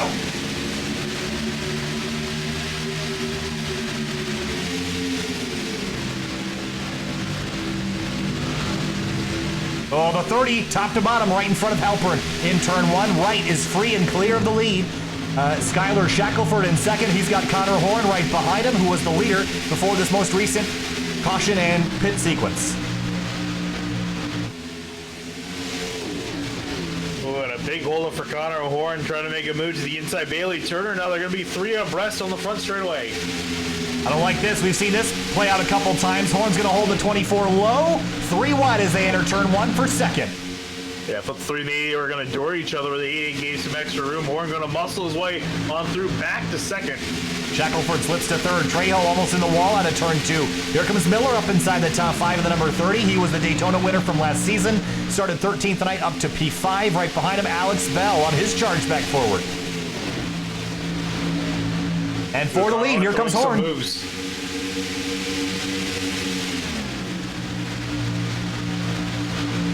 Into turn 1 goes the 3. He's away and has the lead again. He's going to slide up here on exit, but he's going to lose a lot of steam. Now, can Jeff Wright, is he going to make a move to the inside? He's got a head full of steam. I don't think he's got the tire. Yeah. He'll stay in line. Look at Bailey Turner on the bottom trying to make something work. I'm amazed. Connor to making these passes for the lead look very easy in comparison to other guys that have tried. Shackelford on the outside, 3 wide for a moment. Miller with a head of steam. Where does he go? If I was him, I would wait, maybe even back off another 10th or 2 just in case these guys get together. Oh, tight slip up at turn 2 for Wright. Right in front of Shackelford's 88. Miller lifts for a moment. Turner still on the bottom, fighting for 4th. Really persistent on that bottom lane, too. He's still going to try to work, maybe come up to clear the 30. No, he's still going to be down there. Alex Bell has joined the party in 6th.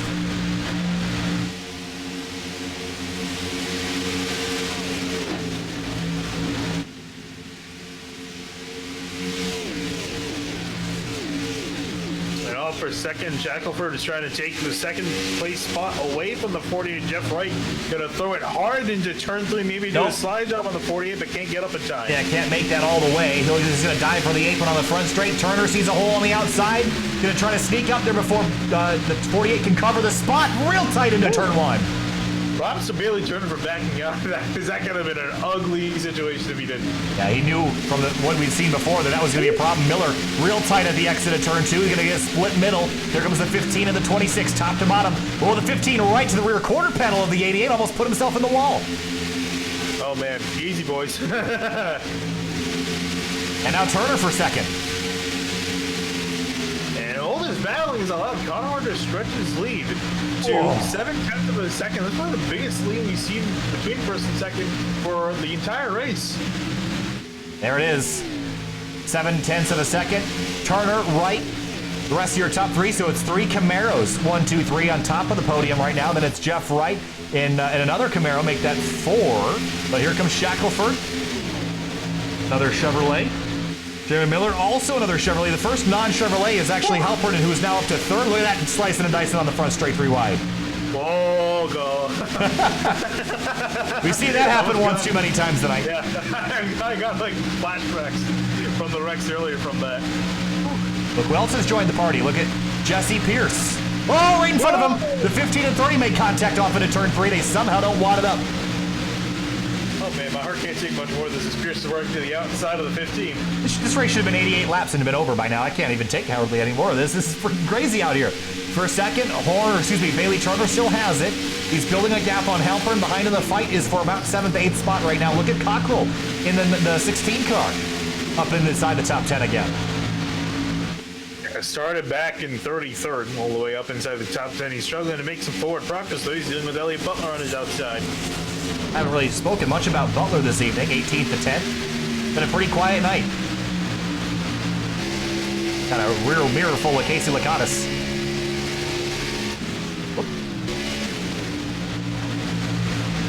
And Joshua Banks, a surprisingly quiet night for Banks as well in the 36. There's a reason that night has been so quiet. He's currently 33rd. Yep. Got their car repaired though. There's a silver lining somewhere. Might not a whole lot of fun to be riding 33rd though. No, yeah, I can't imagine. So he was really only out there picking up, trying to get past cars that are retired. So he's been working on that. That's why he's gained so many spots. He was dead last at one point. There's Steve Turner in the 22 and was involved in one of the incidents earlier, but has that car mostly patched up, and he's been running inside the top 15 for most of the night. There's Banks in the wall again at the exit of 2. Turner again, we talked about him. He had been away for all the spin. Ron goes at 36. Gonna bring someone else with him. I didn't see who that was. Gagnon. The 83. Oh, this is a interesting one. So 50 laps to go. Was that our 5th caution of the night? Yeah, 5th or 6th. Oh. And 36 just got in the wall on the straightaway. Yeah, so he actually got the wall there on the exit of turn 2. He got it straight, then drifted back into the wall, and then came back down on the 83. That's what I was thinking was a little bit of a weird wreck. That's a frustrating way for Gagnon to get taken out here.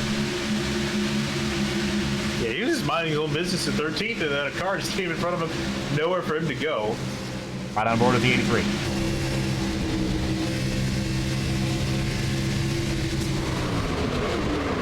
Well, that damage should be mostly repairable, so we shouldn't have any problems with that. And he'll get back rolling.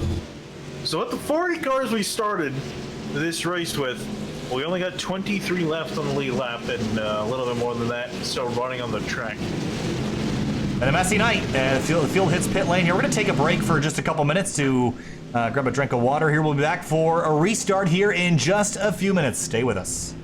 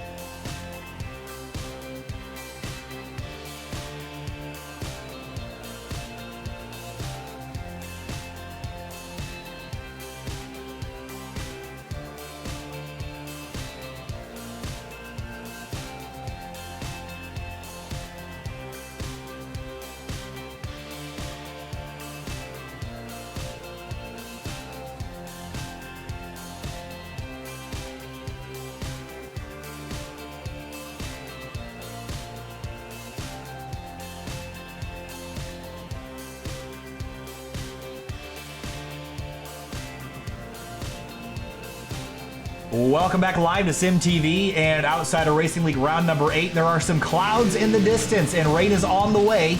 And with about 46, 47 laps to go here, Finian, it's going to get down to it. If you thought the intensity was ramping up, it's about to get even crazier on this next restart. Yeah, I honestly don't want it to, because these guys have been going insane on some of these restarts. It's absolutely going at it. Guys have been setting some moves. I can't imagine how much worse it would be with the guys making even crazier moves, especially now they got Connor Horn in the lid. I think this actually might be the first restart he's controlling. That sounds right to me. Yeah, so we're going to see what's going to happen here. You got Bailey Turner and Dak Halpern in behind. Those guys have been pretty aggressive. We'll see what they're going to do as they try to wrestle the lead away from the 3 Connor Horn. You see the storm clouds off in the distance here in Kansas, and you know how the West is, that it just rolls in very, very quickly, fitting in to get those big storms. And as the field exits turn 2, we've got about 25 minutes before this race is over, so we're going to try to beat the clouds to victory lane. So Horn's going to choose the bottom, Bailey Turner up top, and that's who I'm watching on this restart, is this 24 car. He's been slicing and dicing, and I really like how he's looked out there. We'll see if he can get the job done. It's going to take a lot of effort. Horn's been, again, I'm impressed of how easy he's been making these passes for the leads. We've seen guys struggle, take 5, 10 laps, 15 laps, just trying to chuck moves to the inside. He's been getting these moves done within a lap of catching the guy. So I'm interested in seeing his tactics as far as defending the lead here with guys on fresh rubber and behind. Coming to the restart, lap number 96 of 140. 45 laps to go. Green flag back in the air. Horn gets a great restart. Turner not so much. Here comes Halpern up the inside. Yeah, gonna try to send it down into turn 1 here, potentially get second place away from Turner. Turner gonna turn down as hard as he can to pinch the 26. Oh, tight quarters off the exit of 2. Here comes the 30 car. Oh! That's the 88 of Shackelford in the middle of the racetrack. He pancaked the wall at the exit of the corner. And that car was competitive, and I have a feeling it's not going to be anymore. No, he lost a lot of position, and that was in the worst case, and then he has the damage to deal with too. Here comes Bailey trying to build a run back on the 3 in behind them. It's Zach Halpern, and he's fighting, trying to hold up Jeremy Miller and Alex Bell. Here comes the 24 to the bottom of the racetrack. Horn stays up high. Turner knows if this race goes green, he needs to make this pass in the next 2 or 3 laps. Otherwise, that 3 car is as good as gone. Yeah, that's tough because, like, once, as you're saying, once the good of the tires wears off, the trying to pass for leads is going to be next to impossible. He's starting to make up some really solid ground to the 3, and the key thing is he's breaking away from 3rd and everyone else, so he's got some room to play with and not worry about losing a spot. You see him lift early, and actually that was, I think it was loose. He lifted it, and he's going to get back to the throttle now, and he's kind of running a lane off of the 3 to try to keep some downforce on the nose of that car. Down the back straight behind him for 3rd, it's a Hornet's Nest. Miller, Halpern, Bell, Wright, and Pierce all together. Yeah, actually, Halpern gave a shove to Miller, a little bit of a bump draft down the back straightaway as he's got a really solid run as they're trying to freight train the 15 of Bell. 30 car will slide right back up in front. Closing in on 40 laps to go. Horn has the lead, but Bailey Turner was just a skosh closer that time than he was the previous. He just needs to get to the rear quarter panel up on the outside, and he might have a shot here. It's going to come down to the front straightaway and where he places his car on the front straight, because that's where you can get to the outside. Horn is not going to let Turner have the outside in any of the corners, so Turner's going to have to fight for it, but he's actually lost some ground that time through. Here comes Miller in 3rd. Yeah, I was going to say, the 30 has been seeking his way into the shot between our 2 leaders, so he's potentially got a shot to be a threat, although as he got back up to the 24, that wash really slowed him back down. Halpern is trying to size up a move, but nowhere for him to go. 3 car lengths, now 2.5 into turn 3 for the 2 leaders, Connor Horn and Bailey Turner. This time by 40 laps to go from Kansas Speedway.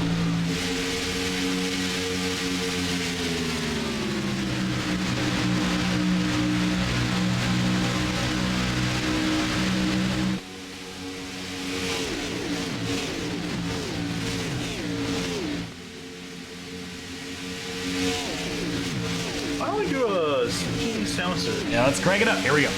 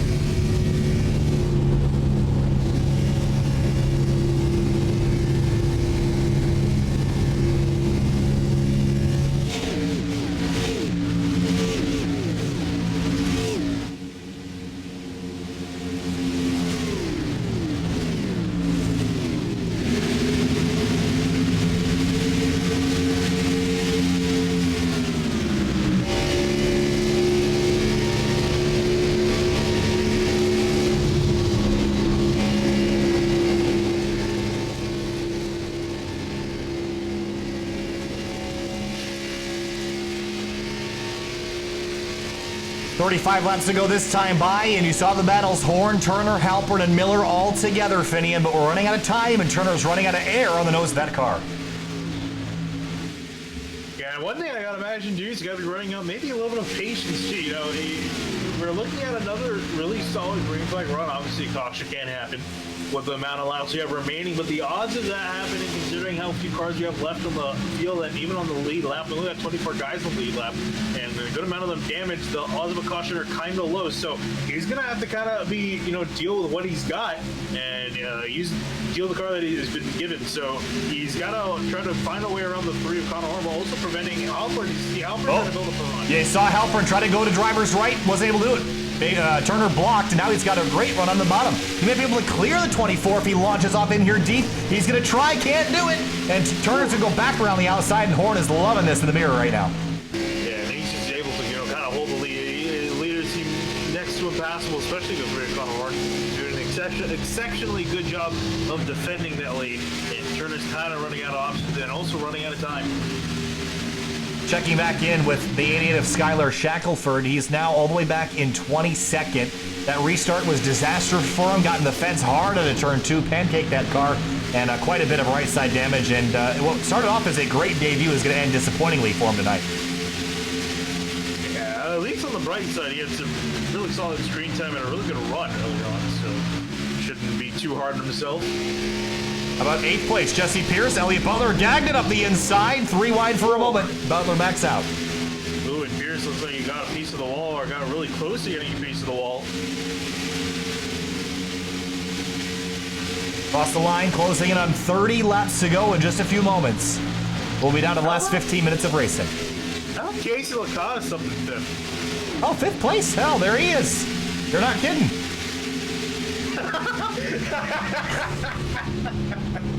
That wasn't a dig at Casey. I'm shocked. I'm just saying. It might be more. He's actually catching up to the German Miller up ahead and potentially a pass for 4th. So I don't know what Licata's. He might have to check his engine. He might. And again, this is also not a dig at Licata's, but he's been making up some really solid ground compared to he's driven away from the guys in behind him and worked his way up through the order. So he's on the move. Well, conserving his stuff. He hasn't been driving as hard as everybody else tonight, so that certainly helps. Engine temps have been staying low. He doesn't have a scratch on that car. And also, to top it off, he hasn't been burning up those tires. And also, just look at the front of Jeremy Miller's car. All the dirt, grime, and rubber that's on that car. That thing, he's been following cars left and right. And I know Licata's car is black, but doesn't have nearly as much dirt and debris because the caution flies here. And it looks like it's Elliott Butler in turn 4. And I can't even see what's happening because his internet is just absolute potato. So, caution is out. I'm not going to even bother going to find a replay of that. Yeah. Is it worth it? Yeah, but you'll get something. Okay. Clifton Cockrell, I think, will be the best. All right, Clifton Cockrell in the, remind me, 16 car. 16 car? Yep. All right, let's have a look-see here. Was there some contact? Oh. Okay, and this is why, when we were talking earlier about the cars flashing, that's a distraction, that is why. Frustrating, but I don't think really Clifton did a whole lot wrong there. You can't see the car, oh well. Yeah. One guy actually got a little bit lucky with that Juice Gagnon, because he, as he would have potentially made contact with the 6, just kind of waiting through him. So. You know who this really helped is Bailey Turner, because now he can go get some fresh tires on his car. And he can. I was going to say this. But yeah, I was going to say this caution is horrible for, not horrible, but it's not necessarily good for the 3 Connor Horn, because now he's got to defend from these guys again on fresh tires. He's potentially setting up for a chance of just sitting in first and just driving to the end of this thing, but this caution is going to get everyone back on almost equal footing. is it worth trying something here? Or are you just taking 4? I would take 2. Take 2 tires. All right, so now you're a gambler. I see you now with less than 30 laps to go. Yeah. Horn's going to peel off to the left, and I think you're right. I don't think you can win starting in 3rd or 4th or 5th unless you get a heck of a restart, which is difficult in its own right on the lower horsepower package. So get yourself the track position, get a good launch on the restart. You'll be impassable in the last 25, 30 laps.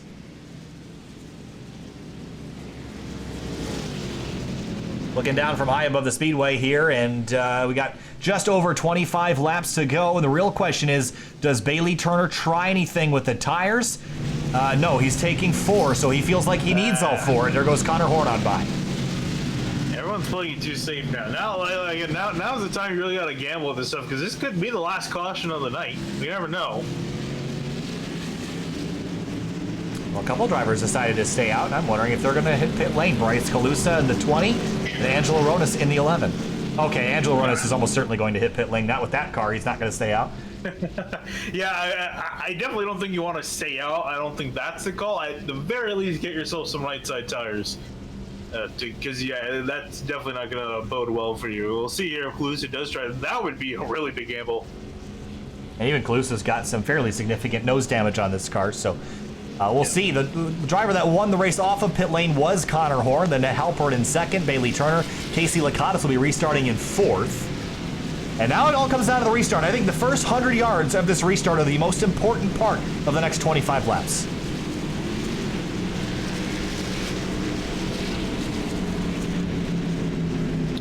Dude, some people are apparently not happy with each other. I don't know who they are. But well, that's helpful.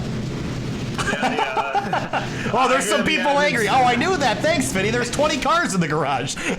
Yeah, I'm sorry. Well, blame iRacing because I can't hear anyone but the admins. I just heard them telling people to calm down. Oh. So, trying to see if I can find. Okay, then it's not your fault. Then I thought you just couldn't understand what was being said. I was like, look at your screen. That they put a nice little overlay with the driver's name and number on it. It's not rocket science. I forgot the spectator mode. You can only hear the. Or actually, you should be able to hear race chatter. I'm back to blaming you again. What the heck, Finia? Hang on. Yeah, I can't. Well, how would you do that? I don't know. Go to the radio. It's like F10 or F11 or something like that. Well, two problems with that. What? I've tried it in the past and it hasn't really worked, from my experience. Yeah, we'll try it now. Also, I don't have my wheels set up, so I need to configure my controls, and I don't feel like setting them. You don't need to configure your controls. It's in options. Well, yeah, but then I have to like. It's wait. Also, how do you? No, it's at just the F12 key. Or F11. It's one of the F keys. You can't. No. You can't bring up your black boxes. You have to go on the track, and then you're allowed to bring up your black boxes in the. Well, that's really inconvenient. Another little quirk of iRacing. One of those things, which is weird because when you're a spotter, you can bring up black boxes. Which, it's the same mechanic. It's in the replay screen. Yeah. I don't know. Who cares?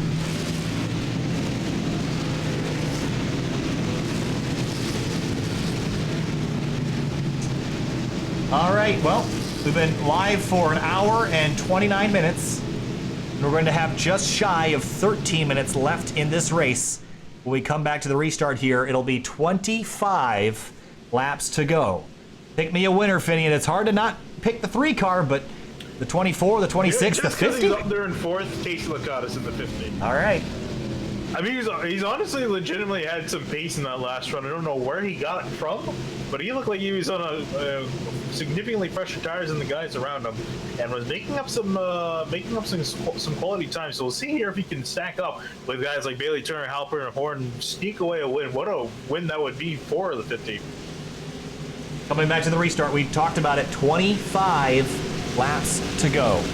Horn, Halpern, Turner, Lakatos, Miller, Bell, and more lined up. Most important part of this race is right now. Green flag back in the air, and Horn gets a good launch, but Halpern going to dive for the inside lane. He's there as they rumble past the start-finish line with 25 laps to go. Bailey Turner slots into 3rd, Lakatos, and now Alex Bell fighting for 4th. Yeah, Bell's going to take the spot as guys are still trying to get back up to speed. Bailey Turner going to make a move to the inside of the 26 as Halpern makes a slip out of the corner. For second, side draft into turn 3, does Bailey Turner. Dives for the inside. Can he clear this 26? It's important that somebody does if they want to go get that 3 car. Yeah, they can't afford to be side by side. They're only really hurting themselves, but so what? One of them is going to have to try to take it away from Connor Horn as he's starting to drive away. Alex Bell with a huge head of steam. Nowhere to go with it, though. Lakatos sideways through 1 and 2. Oh, out of control. He saves it. He's going to lose 1, 2, 3, 4, 5, 6 spots in one corner, and more coming. Back up to second, Halpern and Turner and Bell. They're losing time to the leader. I think they're forgetting that there is a leader. I think they're too preoccupied with themselves at the moment as they're racing each other. Bell trying to find a way on by the 24. He's been going all over the track to get room. I think it's the 26 holding up the 24 going middle. You're going to get really tight at the exit at 2. A bit of a touch, but he's going to stay straight. Yeah, that could have been bad there as a 30, and Miller was sliding up out of the corner. They barely avoid contact. I think the race is already lost, Finney, and that 3 car is so far out in front. To track him down by the time the tires run out of grip on the bottom, I think it's over. Yeah, I'm kind of feeling that as well. You really need to take advantage of these opening laps, and they just haven't. Through 1 and 2. There's a second group that is Pierce, Gagnon, Turner, and Trejo. That is 7th through 10th. Gagnon to the bottom of the racetrack trying to get by the 40. Meanwhile, up in 4th place, Jeremy Miller and Alex Bell side by side. Miller wants it, and Bell might have to concede. Yes, he will. Not quite get a swing to driver's right. Bell's going to sneak his way to the outside of the 30. They race off damage in turn 1. Now that outside lane's starting to get a little bit more better than the inside. A 10th quicker last time for Horn. He continues to try to drive away. Halpern's in second. Behind him, the 30 and the 15 are having all sorts of plate time together on the back straightaway. Yeah. Miller just slid in front of the 15 as he had a handful of steam and threw a little bit of a cheeky block. You know, even Turner's going to throw a block on the 30 of Miller as they go in the front stretch. Well, blocking is one of those self-policing policies. His car in the grass on the front straightaway. Trying to say that's Steve Turner in the 22? Yeah, it is. I don't know how he already got down there. Well, he's a lap down, so he's been there for a while. But either way, we stay green, and Turner's now fallen into the clutches of that 30 car.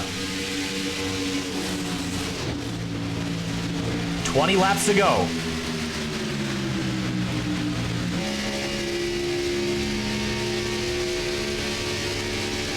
It looks like for now they're kind of riding single file, trying to build up on one another. Again, Connor Horn just absolutely checked out. More so than he did in the last run.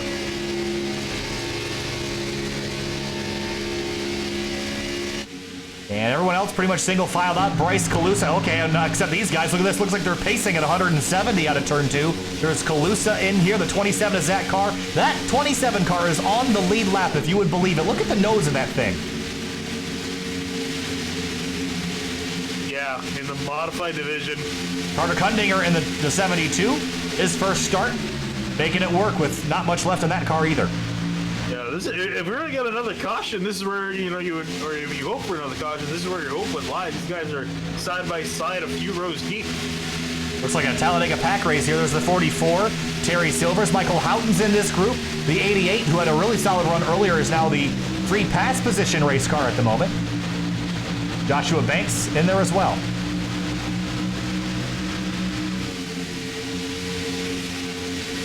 Laps ticking off.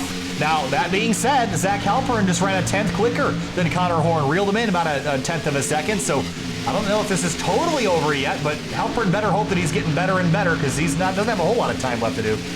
Yeah, I honestly think at this point it's a race for second place. I don't see them getting anywhere close to Connor Horn. They need a caution to come back out to even have a remote chance of getting back up there. Well, Horn again was the slowest in the top 3. But it's a question of once you get within those 2 or 3 tenths, you just kind of stall. And I think that's the concern. Is Halpern and Turner might be quicker, but they're going to be quicker up to a point. That point will be about 2 to 3 tenths behind, 3 or 4 car lengths back from Connor Horn. Yeah, those are the most key, tenths being right behind the guy in front of you. There's Casey Lakatos back in 8th place. Actually, kind of a nice recovery. He fell back farther than this after his big slide in turn 2. Right, yeah, there's a shot of picking up a few more spots. He's got Gagnon and Wright up ahead immediately, so could potentially get himself back into 6th, so then he has still some time to chase back even more spots after. Oh man, this group in turn 1 and 2 is making me nervous. Christopher's back here as well. He was having a good day up until he got caught up in one of those wrecks. Has some damage to the nose of his car. Michael Houghton, are we surprised? I mean, Houghton's runs lately, he's had a really good, strong start to the season, and lately we have not seen a whole lot of this 96 car, so the consistency has fallen off for the 96. Yeah, it's been unfortunate because as you're saying, I was interested to see if he can carry this momentum a little bit. Oh, there they go, crash in turn 1. And there's the caution, 13 laps to go this time, and they wad it up in turn 1. Same crash we've seen about 5 or 6 times tonight. Yeah, deja vu.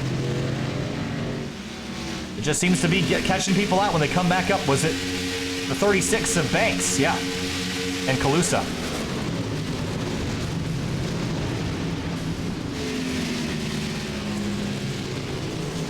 They're just going to wad it up. Here's a look in slow motion here. The 36 up the racetrack. The 20 pulls left, and there's a little bit of net code involved there as well. But here's the crash. Yeah. Ugh, the 96 took a heck of a hit. Yeah, even with the net code, though, I think the rate he was coming up at. Oh, yeah, they would have made contact either way, for sure. So. The sparks flying every which direction here. New damage model win, please. I don't know if you necessarily want the new damage models. I think with the amount of cars we have on the track, it'll bring your computer to its I haven't had a problem lately. We did a race of 50 last night. We did a race with... that's exactly when you're going to have a problem. Okay, well, let me have fun. All right, caution out, 13 laps. Oh, the 26 stays out. There's some fun. Oh, that was fun. Fun, if everyone knows that meme. Halpern stays out. I love that call, Finney. You weren't going to win by doing what the 3-car did. You need it after the... Where is the 3-car? What's that? Where is he? He's all the way back at pit road. I think he's like the last car. Oh, right, okay. I was really concerned that he had maybe dropped out, but I remember he started all the way back in 38th. So he's already back out. So yeah, definitely when we're done with seeing if anyone else is going to try something down on pit lane, we definitely take a look back at Halpern because he violently made that decision. No one trying any strategies here. Everyone took 4. So let's go back and take a look at the decision by the 26. And this was quite the decision. It was. Whoops, I didn't go back all the way. Not as far as I wanted to, at least. And here is a look. Whoa, last second. We'll look from a couple different angles here, but he was pretty much committed, it looked like. Yeah, I think he was just trying to deceive at least Connor Horn. And he got him. Coming down pit road, and fine.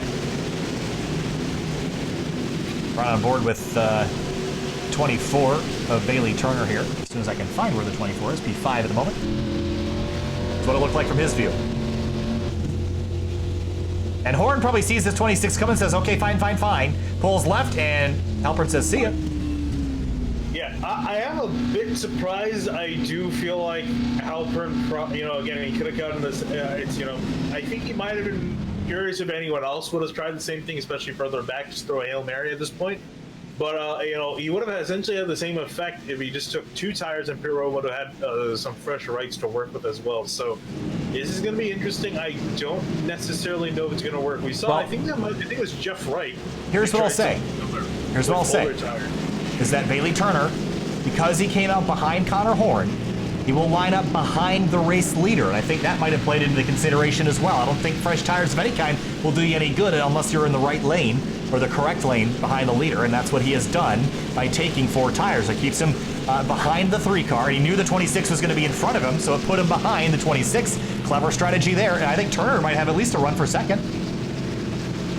Yeah, I'll have to see here. I'm not convinced that Halpern's got the winning strategy, though.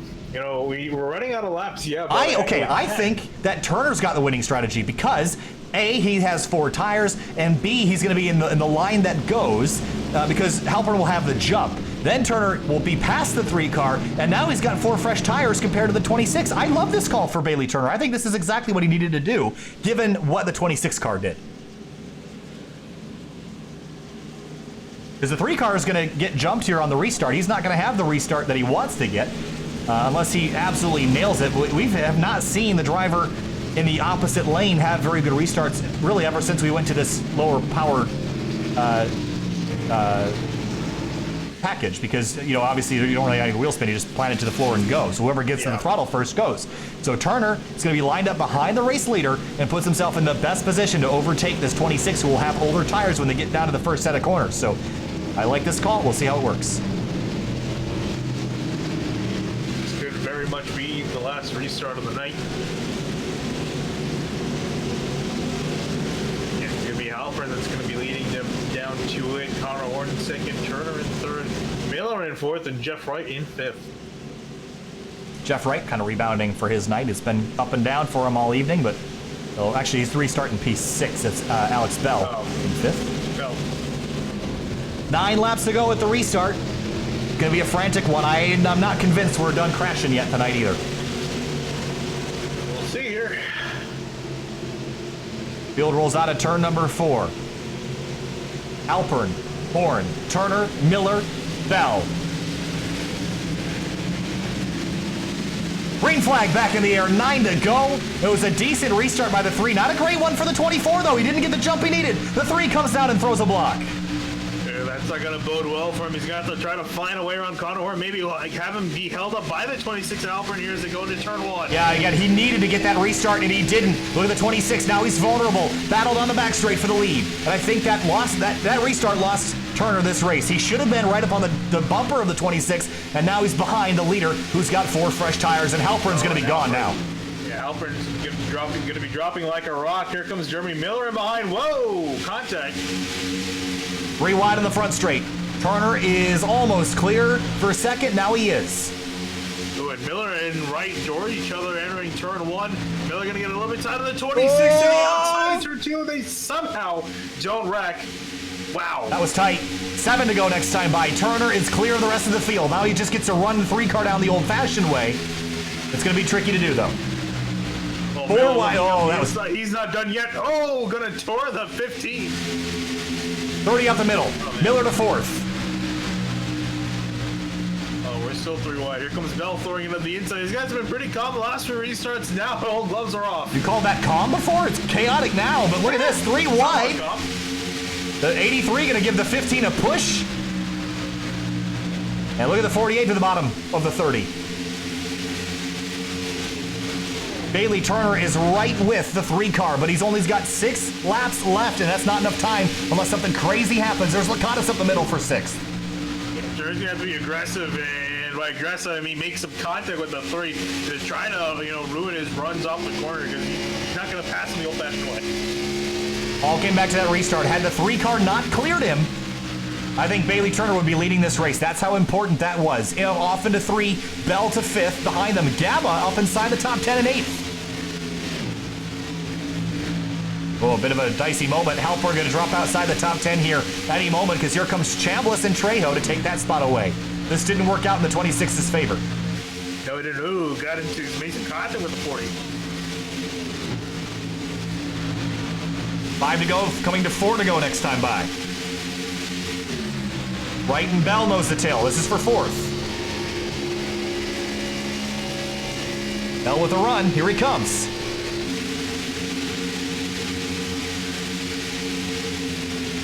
Lakatos to the outside. Oh, that's going to get tight. 3 wide again into turn 1. Having some deja vu flashbacks. They're going to be contact. There they go. Lakatos slams the outside wall. Oh, we're not done yet. Okay, he gets turned on the back straight into the outside wall. We're still green. Oh, there they go. There it is. Caution. And everybody. Oh, there was more. Wow. That crash took about 3/4 of a lap to finish off. The long one. The long one at Kansas. But that will be our first green-white checkered of the night. And Bailey Turner just breathed a sigh of relief because he'll get another chance. All right, so let's go back. This is like a multi-stage accident here. I'm gonna do this in slow motion just so I can keep up with everything. So let's go back to turn 1 and 2 because it was Lakatos that was on the high side here. And you're gonna see the 15 and 48 get together. Yeah. That's gonna tag the 50 and he just gets just absolutely drilled there. And then what happens up the road? There's Gagnon in the 83. And the 48 comes off the wall, gets the 43 hooked. He swings to the right, hits the wall, then goes back to the middle. And Lakatos still has a head of steam. The 83 is slow. Lakatos has nowhere to go. Clips the 83 in the right rear and sends him straight into the wall. There's Chris Stouffer. Takes a big hit. There's Yusuf Ghali in there as well. And then also going to tag the 44. Oh. And that was a mess. Yep. Well, we might actually get a pretty decent angle of this from a couple different cameras, and I think I have a pretty good idea where to go. So here's a look. This is at the exit of turn 2. Then into turn 3.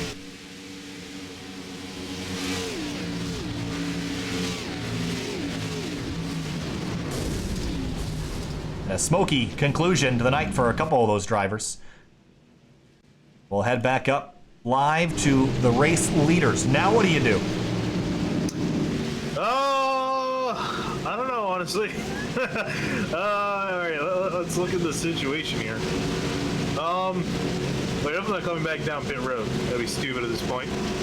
I don't know, just hope for the best, really. Well, that's not helpful. I would have a more vulgar answer, but this is supposed to be a family-friendly channel, so. No, it's not. But we're not. Don't say what you're about to say. Yeah. Pit road is littered with damaged race cars after the night. Of course, we expected it to be kind of messy, but not in the way that it was. There was a lot of nasty, big accidents.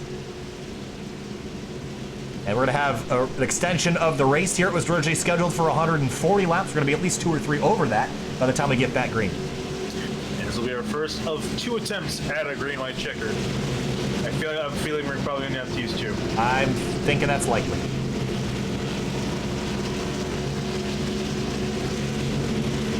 How about Jeremy Miller in 3rd place? Well, he was throwing some fantastic moves, very aggressive moves on the last restart. If he keeps that up, he might have a shot at taking it away from the 3 and the 24. He's going to have to get a better jump, at least in Bailey Turner. He's going to have to do what Turner failed to do on the last restart if he wants to have a shot at the win. Well, you think back to Daytona a couple seasons ago, it was Jeremy Miller that won there, and I feel like every time we've gone to a track, the more like Daytona it drives, the more Jeremy Miller seems to kind of show face up inside the top 10, top 5.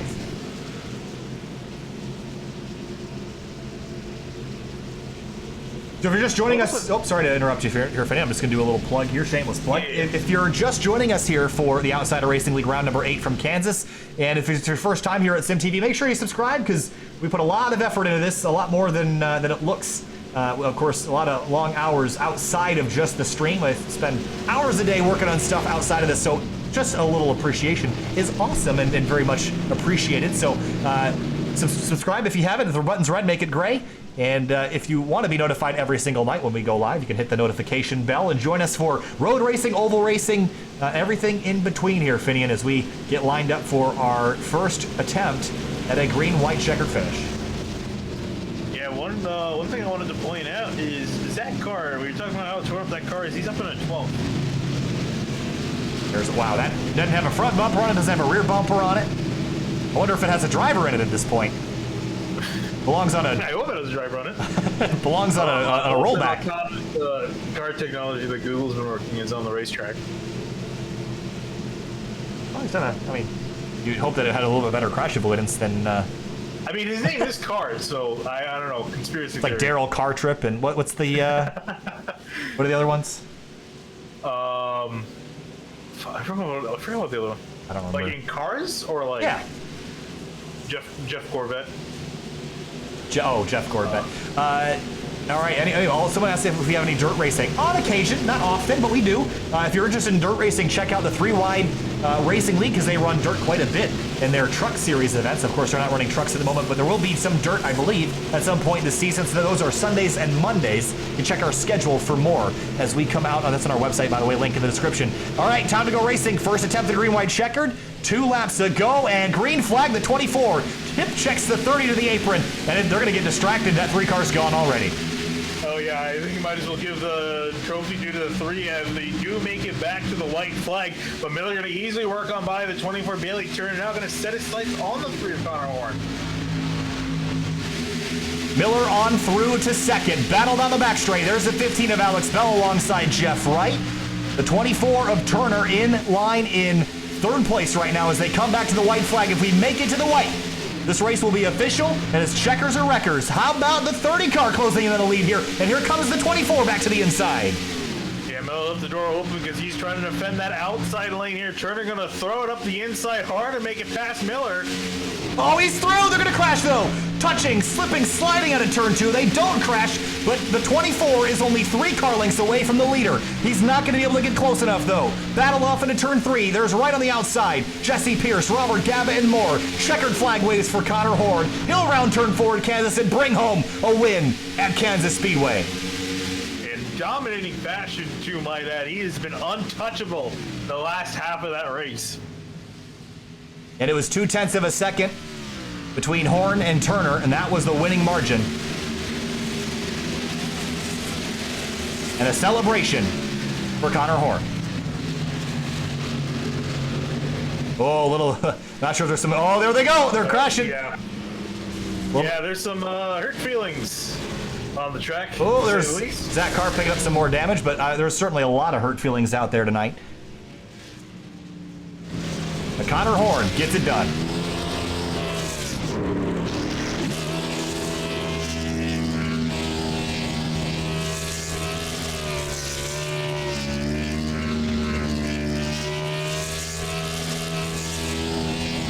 He's gotten mighty good at burnouts too, I should add.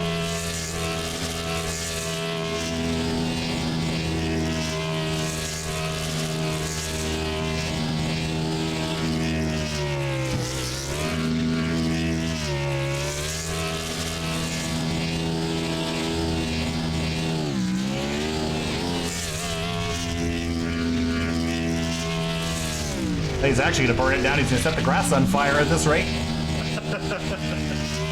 All right, well, he continues to celebrate. Here's a look at your race results. What a night. Yeah, what a night indeed.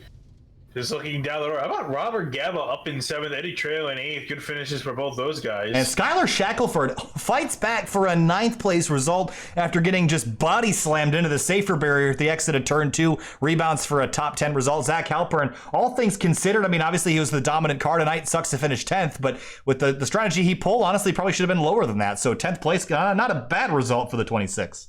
Yeah, and then when you get to 2050, you find a lot of the guys that retired out of the race. Just looking down the names, not really on this page. And the next page, a lot of big names. Tim Downey Jr., Martin Sproul, Eli Hinton, Nadia Servato, all ending the night in disappointment. We're going to jump to break for just a few minutes. We'll be right back to talk to your race winner and more. Stay with us for just a couple minutes.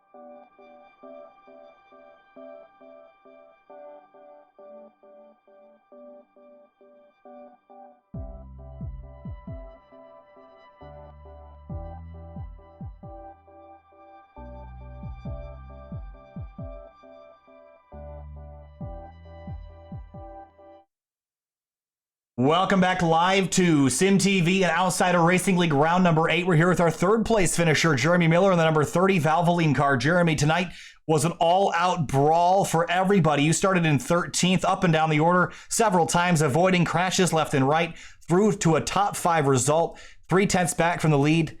Need more laps, need more tire, need more car. What'd you need to go get that 3 car and the 24? Just needed more car. I had an incident on like lap 5 with the 1 car, and it took 15 seconds of damage on the left side. Just was a little bit down a straight line speed the rest of the race, but besides that, it was driving just fine in the corners. I was able to hang in there for the top 5. And you mentioned that contact with Jeff right after the finish was, you thought was unintentional? Yeah, we were just playing. All right. Hey, thanks for talking to us tonight. Nice short interview. Got to get rolling here. Yep. But Jeremy, thanks for talking. Great run, top 5 for you in that number 30. Thanks. Talk now with Bailey Turner, who finished second place tonight. And Bailey, I can't help but feel frustrated for you with how close you were. But it came down to really that last restart, or the restart previous, just couldn't quite get to the threes quarter panel before he chopped across your nose. Walk us through that penultimate restart, and was that why you lost the race tonight? Honestly, it was probably way earlier in the race when Connor got the track position up there. It was pretty hard to pass once we got into a run. And once Connor got that track position, it was going to be. I knew it was going to be tough to get past him. I felt like I was a little faster than Halpern. Just needed to, be able to complete a pass. And I think on that last restart there, he just kind of, I think he kind of bunched us up a little bit, and I checked up, and right when I checked up, he hit the pedal. So that restart didn't go the way I wanted it to, but I had to pull a little slider on Miller there at the end to get back to second. I definitely wanted that podium spot. It's been a minute, but I feel like I should be running up here. And tonight, it seemed like there was a lot of aero wash, or a lot of aero push on these cars. What were you trying to do to offset that? Were you trying to run the outside line, but maybe not quite as outside as the driver in front? Were you trying to run the bottom? What was the best way to kind of carry speed right behind someone in front of you?